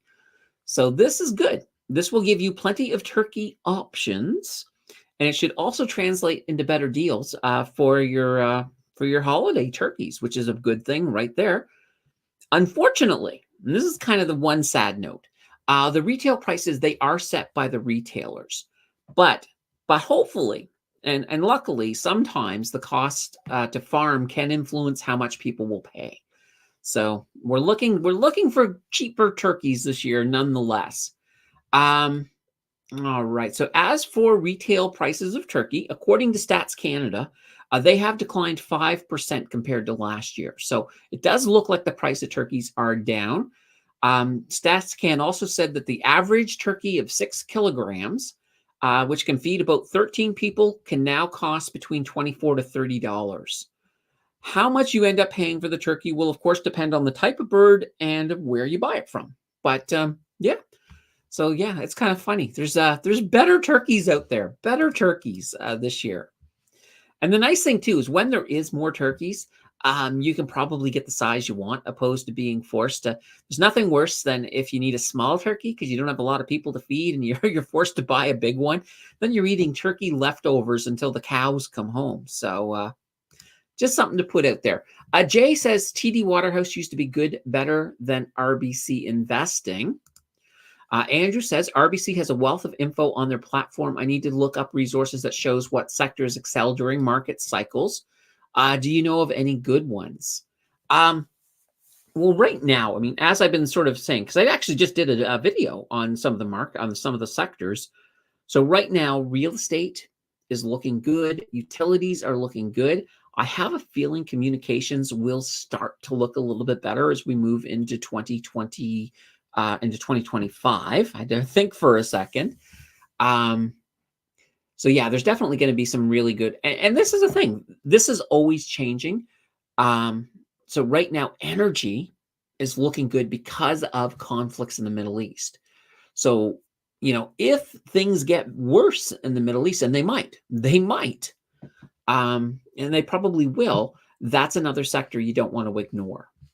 All right. Jill says that turkey is just dry chicken. Yeah, kinda. I will actually say I'm not a huge fan of turkey. I actually do like chicken a little better. So not going to argue with that one. Let's see. TD dividend yields now 5.2% with the share price drop. Share price 1 year return negative 3.4%. Yeah. Now, here's the thing, though. TD is going to bounce back. I mean, they're still blue chip. They're not gone forever. It's not like they're going to close shop because this just isn't going to get there. They will, they're going to bounce back. They'll put this behind them. So probably, I would say the rest of this year is probably going to be a good time to be dollar cost averaging into TD. If, unless of course, I will put this here. Some investors, have a bit of a conscience, and they might be like, I don't want to hold shares in a company that seems to not care about money laundering, or that, completely drops the ball as much as TD has.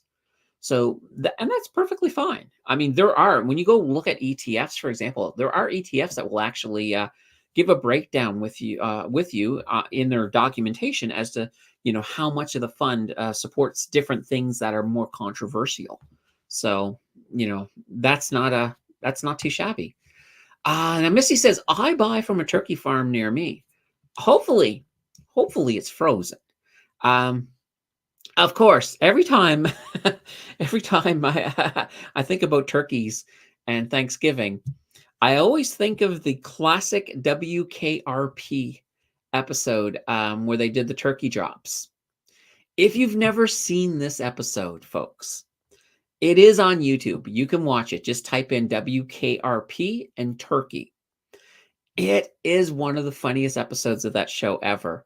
I won't spoil things, but those of you who have seen this episode of WKRP in Cincinnati from years ago, you know what I'm talking about. This classic, it's the funniest Thanksgiving-related thing I've ever seen. So I'm just putting that out there.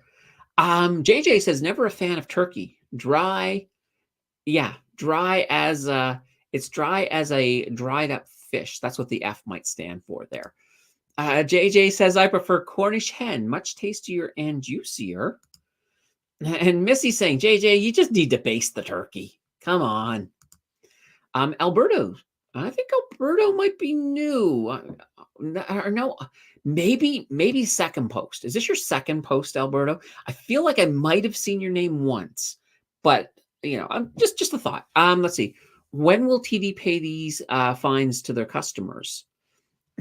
That's a good question. Like I don't know how these are all going to look. So when they're charged, that money, of course, goes to so for example, the regulators, they'll pay the regulators their fines. So and then they will take care of doing whatever it is they're going to do. Like I do not know what's going to happen on the back end.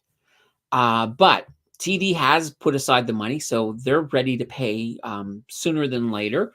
Like I imagine in the next quarter, they will have already paid this. Let's see. Paul says TD 5-year return 6.3%. Yeah, that's not great. I mean, if you think about it, if you look at the 5-year total return or not total return, but if you look at the 5-year return on like the TSX, it's going to be much higher. So TD is they're in a very interesting position right now for sure. All right, Ian says, did Thanksgiving yesterday here with my daughter, been feeling like trash ever since. Oh boy, yeah, that's that thing. Thanksgiving, when we Thanksgiving is that time when we have to if you wear a belt, you have to get out your awl and put a hole in it type thing. I mean, that's what Thanksgiving's all about. Or, just get yourself some loose pants or some stretchy pants for Thanksgiving. Missy says, TD targets customers who turn 18. Spent my son a 10K credit card as soon as he turned 18. He spent it on car parts. Blew my mind as he worked minimum wage and approved more than me. I called them as I was furious. Yeah. Well, the worst thing is, if you go to any university, they have kiosks there where they have all these applications for credit cards, and you're almost guaranteed to get approved for every single one because they're like, oh, college student, yeah, for sure, here you go.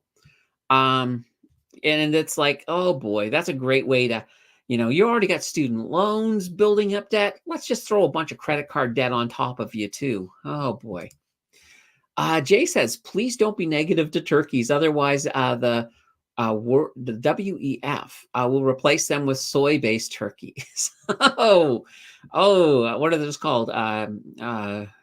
Tofurkeys or something? Yeah, I don't think I would want one of those. Yes, it's dozen. Missy's seen it. Missy has seen it. Oh my God, WKRP turkey. I love it. I always think of that episode. Yeah, it's fantastic. Mary says, turkey drop, for the love of God, I thought turkeys could fly. Well, Mary, you just spoiled the show, but yeah, one of the best lines ever in a sitcom, I think. All right, Funny Books. Hey, welcome to the show, Funny Books. Smoky turkey, folks, all the way. Or sorry, smoked turkey. Oh, there we go. Patricia's also coming in with a hi. Ian says, remember on Christmas vacation when they overcooked the turkey and it shriveled up?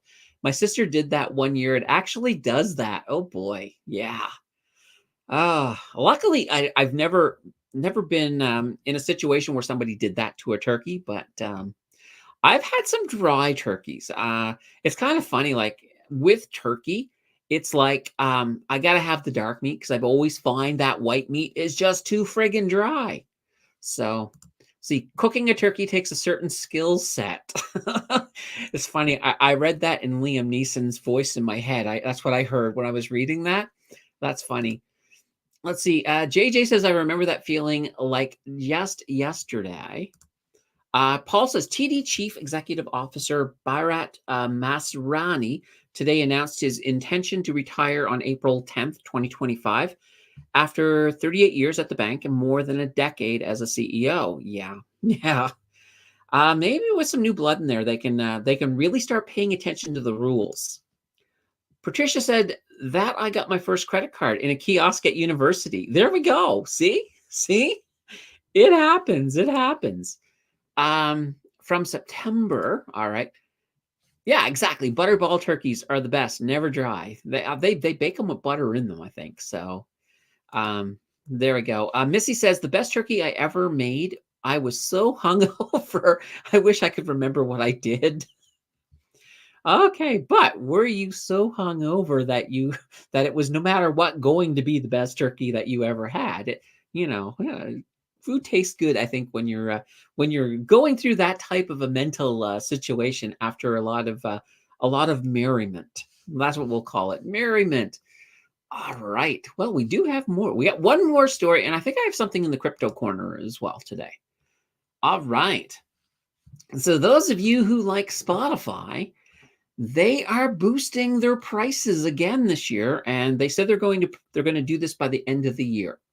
So individual accounts are going up by $1.70 per month to $12.69 before taxes, while the popular family accounts, they're going up $4 to $20.99 a month. Student packages, no breaks for the students. They're going up 40 cents a month to what, $6.39. So definitely everything's going up over here. Now, the last time they increased their prices, it was basically about a year ago. And apparently in the US, they actually just boosted their prices in the summer. So why are they doing this? One of the reasons is because of some of our Canadian legislation. So speaking of that legislation, they have filed a legal challenge over the new federal regulations on streaming that would require them, so the big foreign streamers, to financially contribute to Canadian content. So that's what they're saying. They're saying because they have to start paying all of this additional money thanks to these new bills, I guess laws now, they're looking to basically pump up prices to make up that money. And so that means us as Canadians, if you use Spotify, you're going to pay more. Simple as that. Now, the Digital Media Association, which represents the world's leading music streaming companies, including Spotify, they actually warned that this would happen. They warned that the regulators, they warned to the regulators that, if they made this into law, we would be looking at higher subscription prices, which basically makes services a little bit less affordable for a lot of Canadians. So just something to keep in mind. And I see we got more in the chat. Just give me 1 second. I just want to get this one out of the way. All right. So we had this really interesting story in the world of crypto this week. So HBO came out with a documentary called Money Electric. And in that film, they suggested that the mysterious Satoshi Nakamoto is actually a software developer by the name of Peter Todd. So they named Peter Todd as Satoshi Nakamoto. Peter Todd is not happy about this. He came out and, of course, he denied the claims. And he says that their naming him was based on some very circumstantial evidence. And it was nothing more than a marketing ploy for the movie. And it kind of makes sense. Like, apparently, it all had to do with a set of forms. So apparently Satoshi Nakamoto had made a comment on a forum and then replied to it later using an account that was owned by Peter Todd. But apparently at that time, everybody was using that account, and Peter took it over and put it in his name afterwards, something to that effect. That's his excuse. Now, one of the big concerns that he does have is that he's afraid for his life. He says now that people think he is Satoshi Nakamoto, a guy who has a wallet with 1 million Bitcoin in it, so that's basically $62 billion, he's worried that that people might come after him to try to get some money from him. So he's a little bit concerned about that. I don't know if Peter Todd is Satoshi Nakamoto. I have a feeling that he's not, but I certainly understand that. And just before I get back to the comments, coming up this week, we have on our calendar here in Canada, we get the CPI coming out on Tuesday. So not too shabby. The US, not a lot coming out. They do have retail sales data that's going to drop on Thursday. So we get an idea of how the economy is responding, or how people are spending now that we're moving into a rate cut. But it might be, yeah, it's hard to say. Like the rate cut was pretty deep. So we'll see. Earnings wise, in Canada, not a lot. We do have A&W, so aw.un. Their earnings are coming up this week. The US, we are starting with a lot of the banks. So JP Morgan, Wells Fargo are coming out with their earnings. BlackRock is also coming out with their earnings. We are just at the beginning of earnings, those couple of weeks when we start to see a lot more earnings. So I expect to see a lot more coming up next week. I do know that we have Tesla earnings coming up pretty darn soon. All right, there we go. This means that I can get rid of things.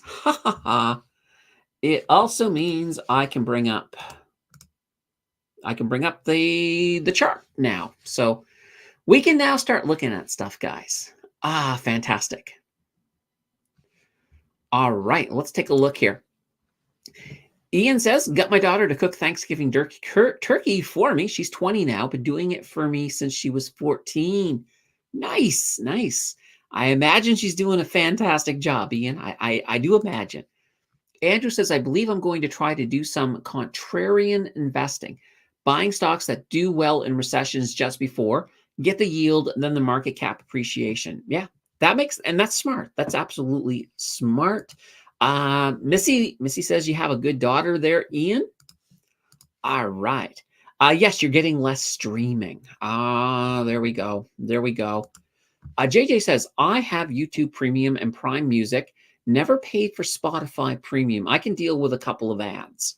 Yeah, exactly. Well, I'll tell you, even right now, things like Netflix, now that there are some of the ad versions, it's not that bad just to go back to ads and pay a little bit less because they're asking a lot.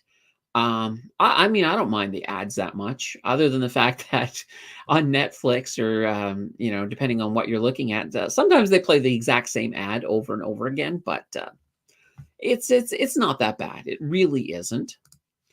Patricia says, everything is going up. I received the notification for Apple TV. I paid $89 for a year.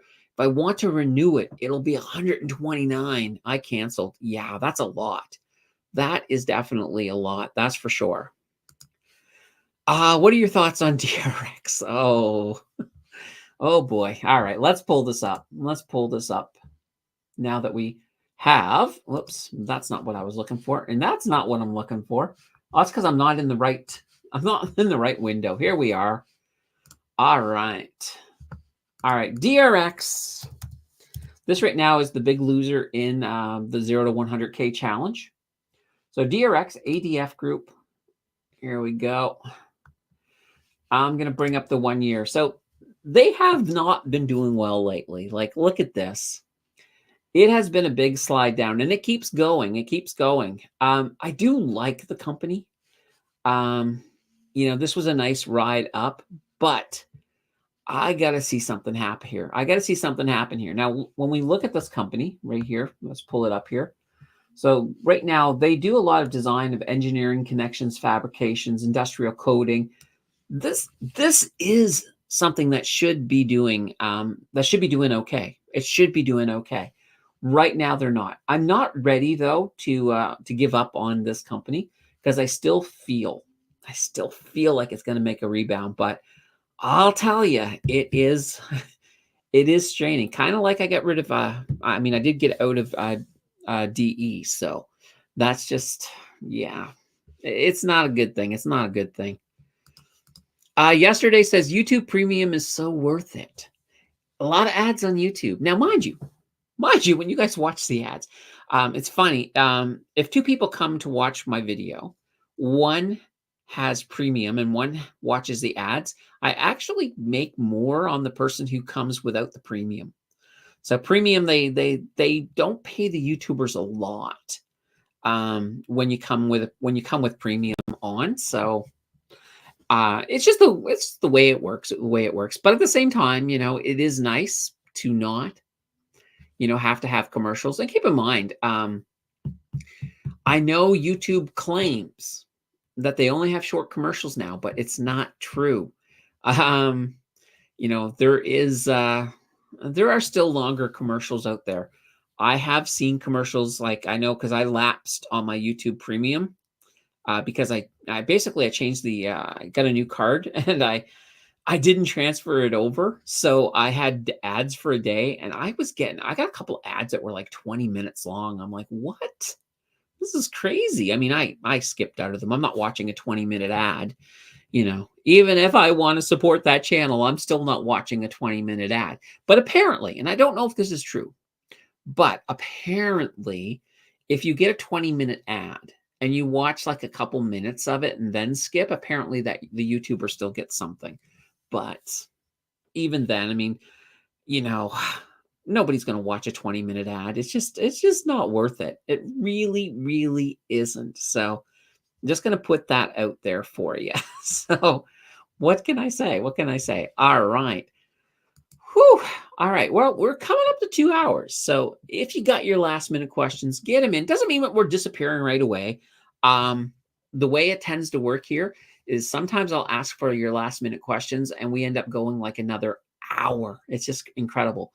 Oh, there was one thing I did want. I said I got a new whiteboard.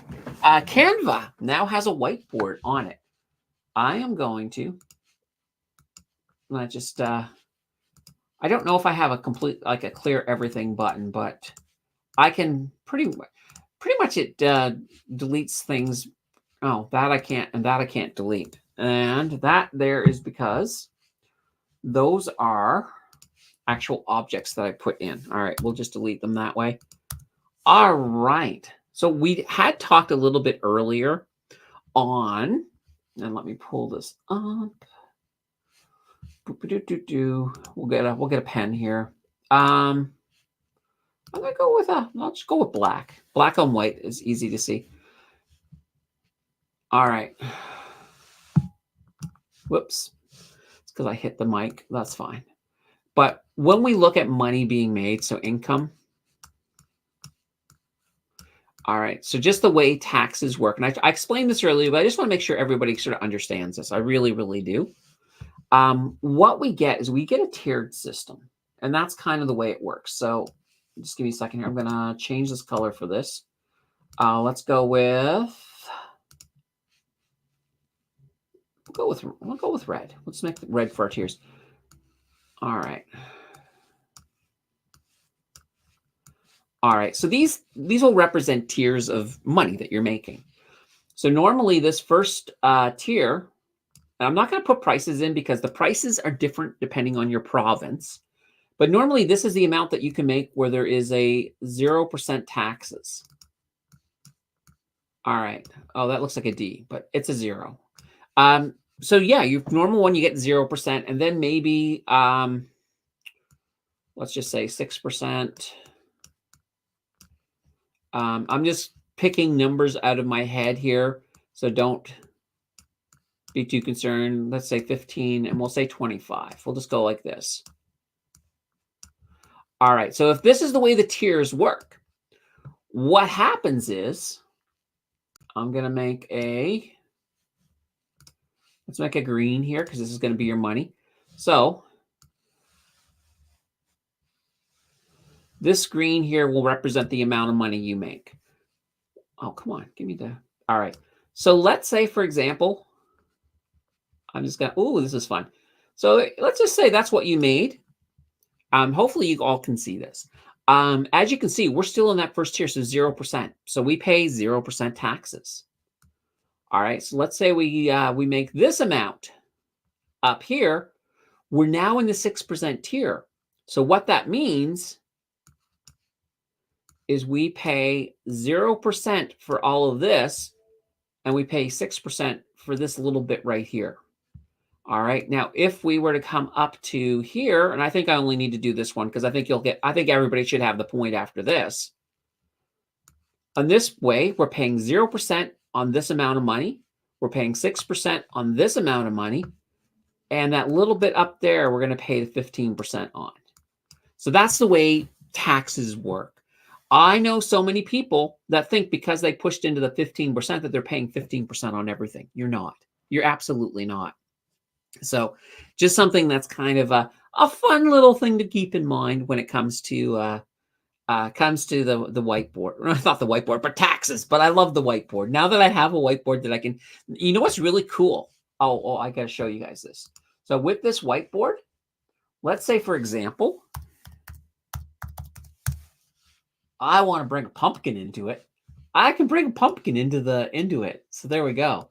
So they're just something a little festive.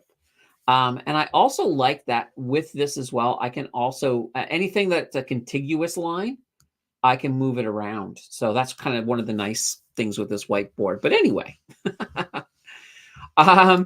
Jay says, jokes on YouTube. I had uBlock on Firefox. Ah, boy. Yeah. Alberto says, what upsets me about YouTube? I can't get all the channels. Okay. Interesting. All right. Paul says, I wish YouTube Premium and Google One for extra storage was all one package. Yeah, that would to me, that would be smart. That would be really, really smart. But Mary says, thanks so much. Really enjoyed the market open.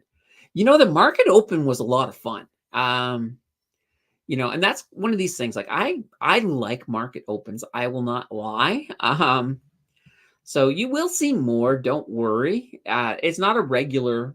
We don't have a weekly, but we'll definitely fit some in somewhere. And it basically, and just to give you guys the reasoning, those of you who weren't at the market opening, on Wednesday, I gave everybody a chance to earn like a market close. We almost got there. We got a couple of donations in there, and I was just like, well, you know what?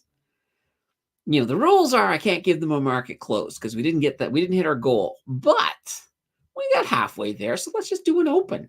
So I did. I threw that in there. I'm like, yeah, let's do an open. That would be fun. But yeah, you will see more opens. I think what I'm going to do with opens is they're going to be very strategic. Like I think if we have something happening after hours that might be really impacting a price, that might be a situation where I might want to look at doing a market open. Because I really wanted to do the market open because of what was happening with Tesla.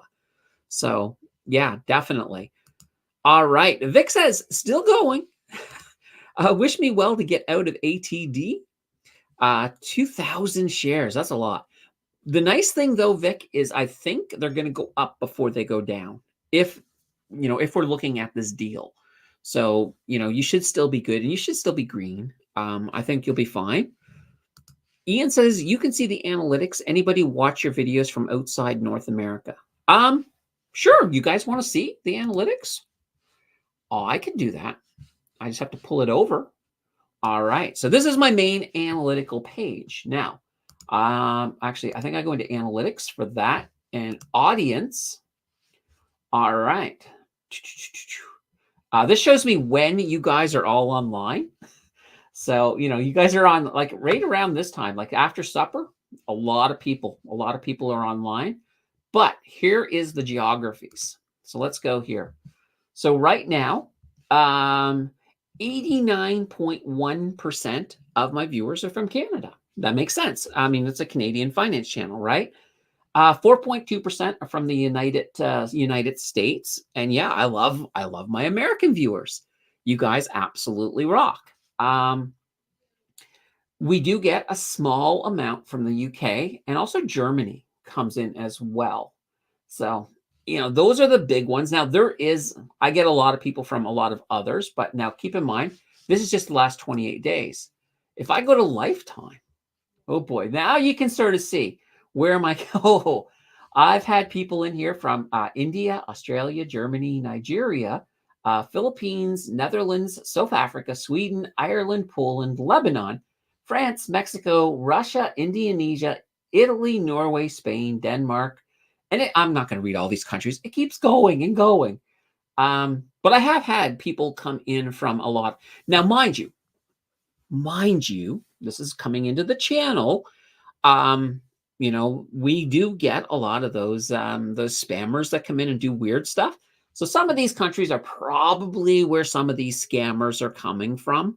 So, just an interesting thing. But this does give me a whole bunch of data, which is one of the things I love. See, BLX Latin America, 35% year to date. Nice. That's not bad. That's not bad at all. Let's take a look. Let's take a look. Oops. All right, I gotta get back to here. There we go. All right, BLX. All right. So Borlax, Class A shares.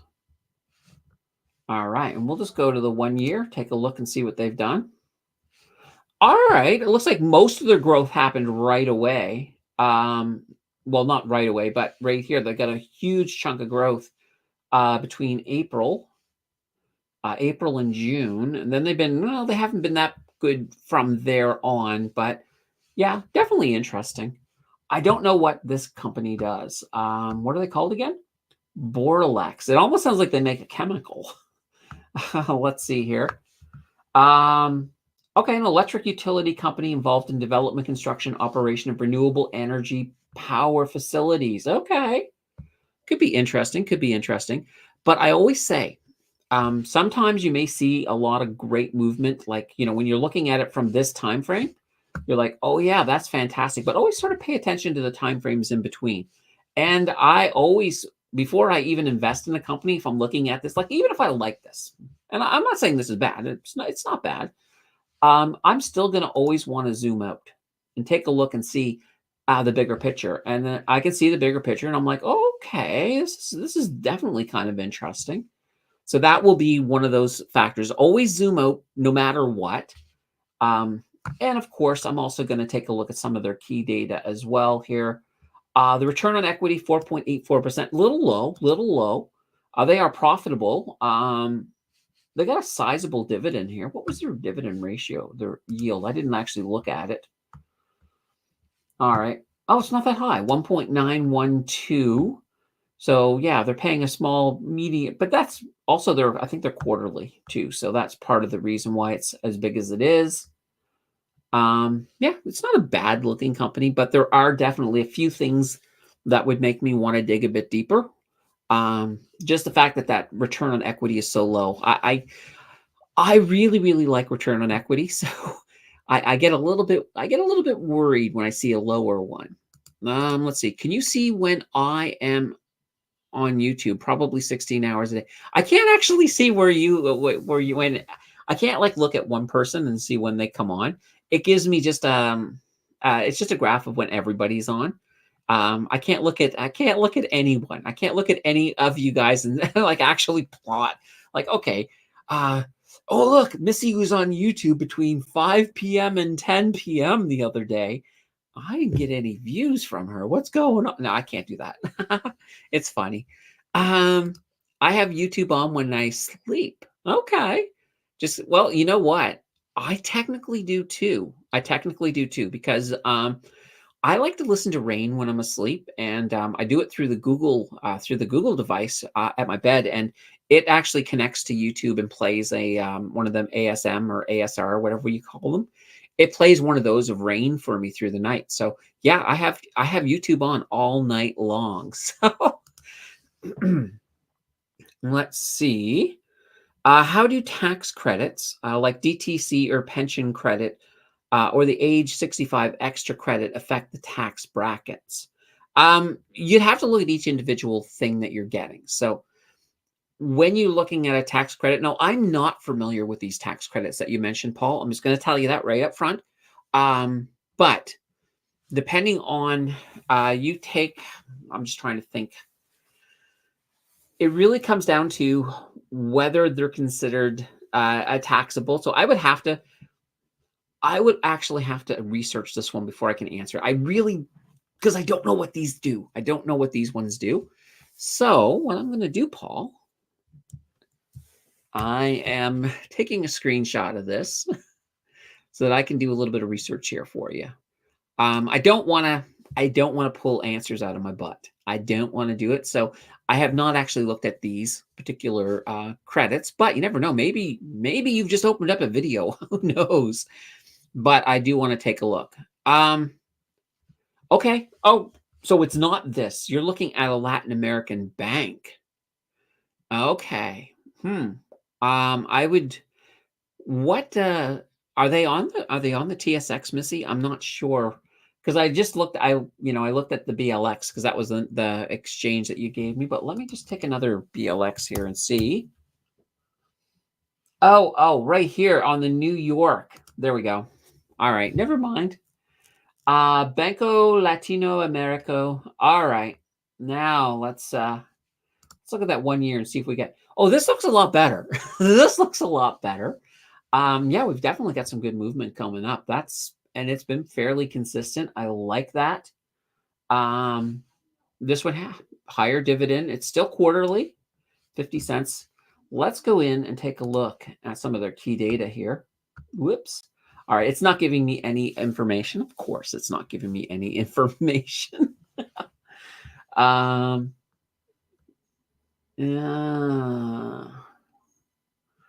me see if I can get it. I'm going to see if Yahoo has a bit of information here because TSX is falling, or TSM is falling a little bit from me. All right, let's see here. BLX. All right, here we go. I want to go into their statistics. All right, well, we don't have a debt to equity ratio at all. So that's kind of an interesting thing. If they're a bank, they probably have a good amount of debt. But maybe I should go back and we do have a return on, we do have a return on equity at least over here. So we got 16.19%. That's not bad. That's not bad.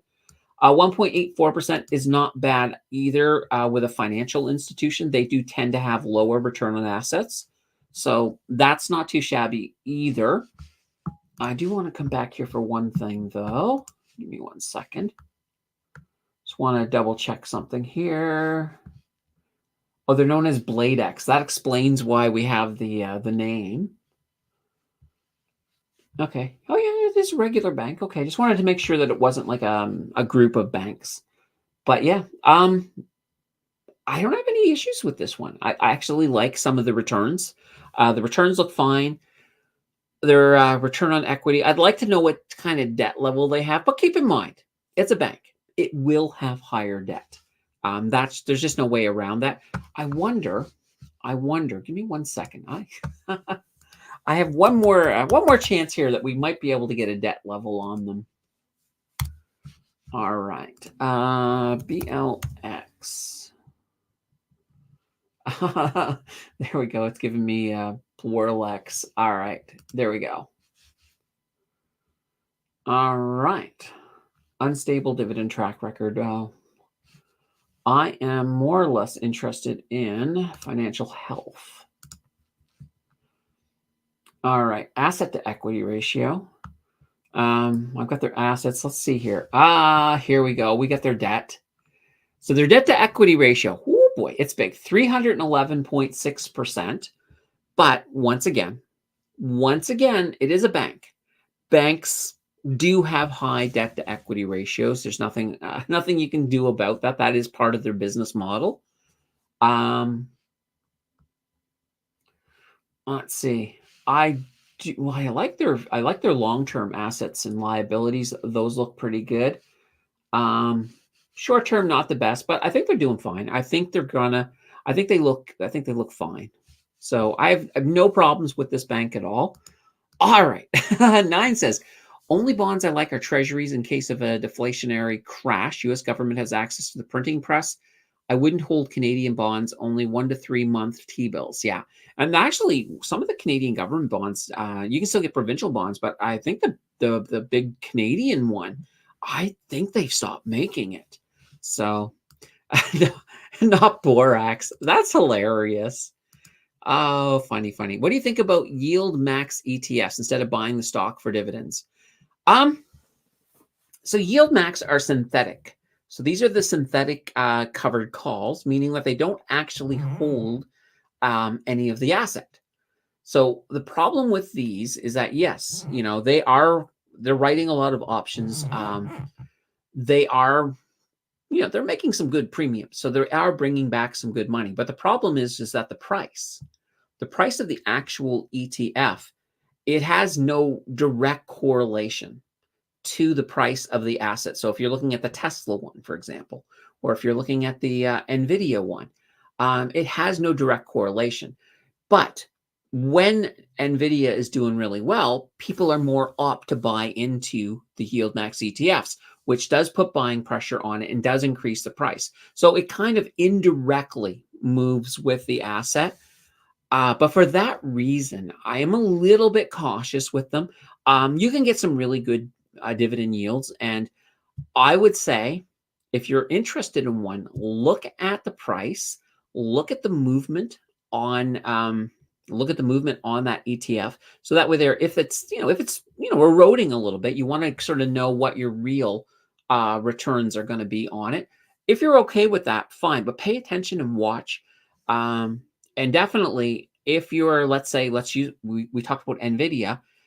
If you're investing in the NVIDIA one, and this is kind of one nice little thing, if NVIDIA all of a sudden has a big crash, if you are there at the start of that crash, you might be able to get out of the yield max before it crashes, before people start selling out, because once people start selling out, and you might be the first to start it, it will lower that price as well. So I'm a little bit cautious with the yield max. I find, and also they're kind of a newer commodity in many ways. So I'd like to see a bit more history. I would like to see them go through all market types before I would be willing to really get in on them. All right, we're going to jump ahead. We're going to jump ahead a tiny bit here because we got ourselves, well, you know what it is? We got a goat. Oh, I've started trying to come up with a new goat thing. Oh, thank you very much, Missy. Really, really appreciate that. But I did start trying to come up with a goat thing. I'll show you what I have so far. I think I still have it here somewhere. Bum, ba-dum, bum, bum. All right. Now, where is it? Where the banana bread did it go? Let's see. There's Borealis Mining, not that one. Yeah, here we go. All right. I started trying to come up with something. Here was one of the attempts at a goat. Whoops. I probably should do that here. I'll do that without blocking the way. So I'm working on trying to come up with a better goat graphic, just so you guys know. And yeah, that's what I was playing with. Oh boy. All right, I'll get rid of that goat. It's a little embarrassing. It didn't work out the way I was hoping for right away, but we are working. We are working on getting a new goat.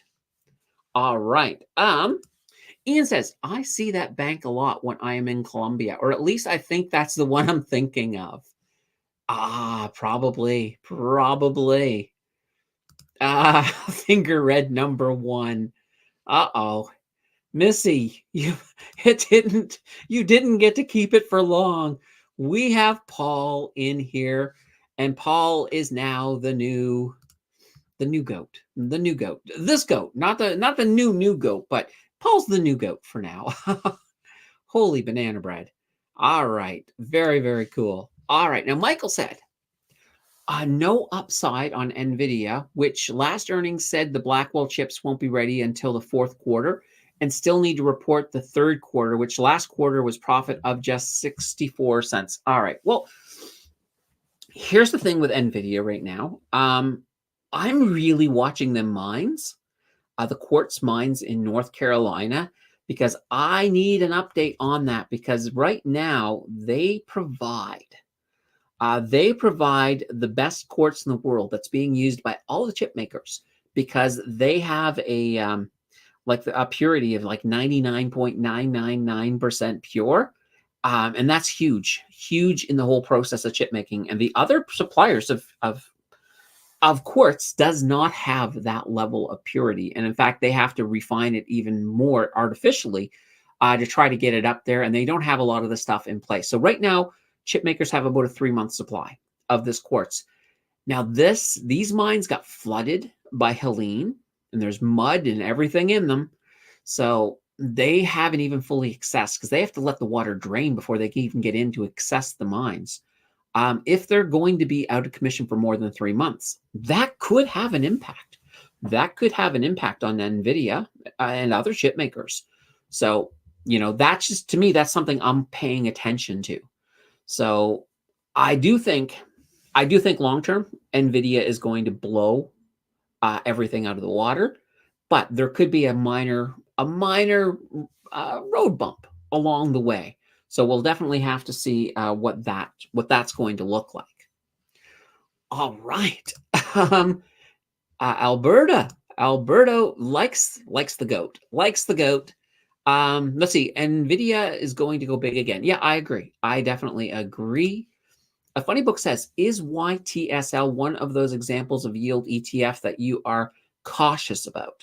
So this one's a bit differently. So YTSL, it's not that's not a yield max one. So that is a covered call, straight up covered call. So it is, well, I'll show you. Let me give you an example. Let's actually go over, to YTSL.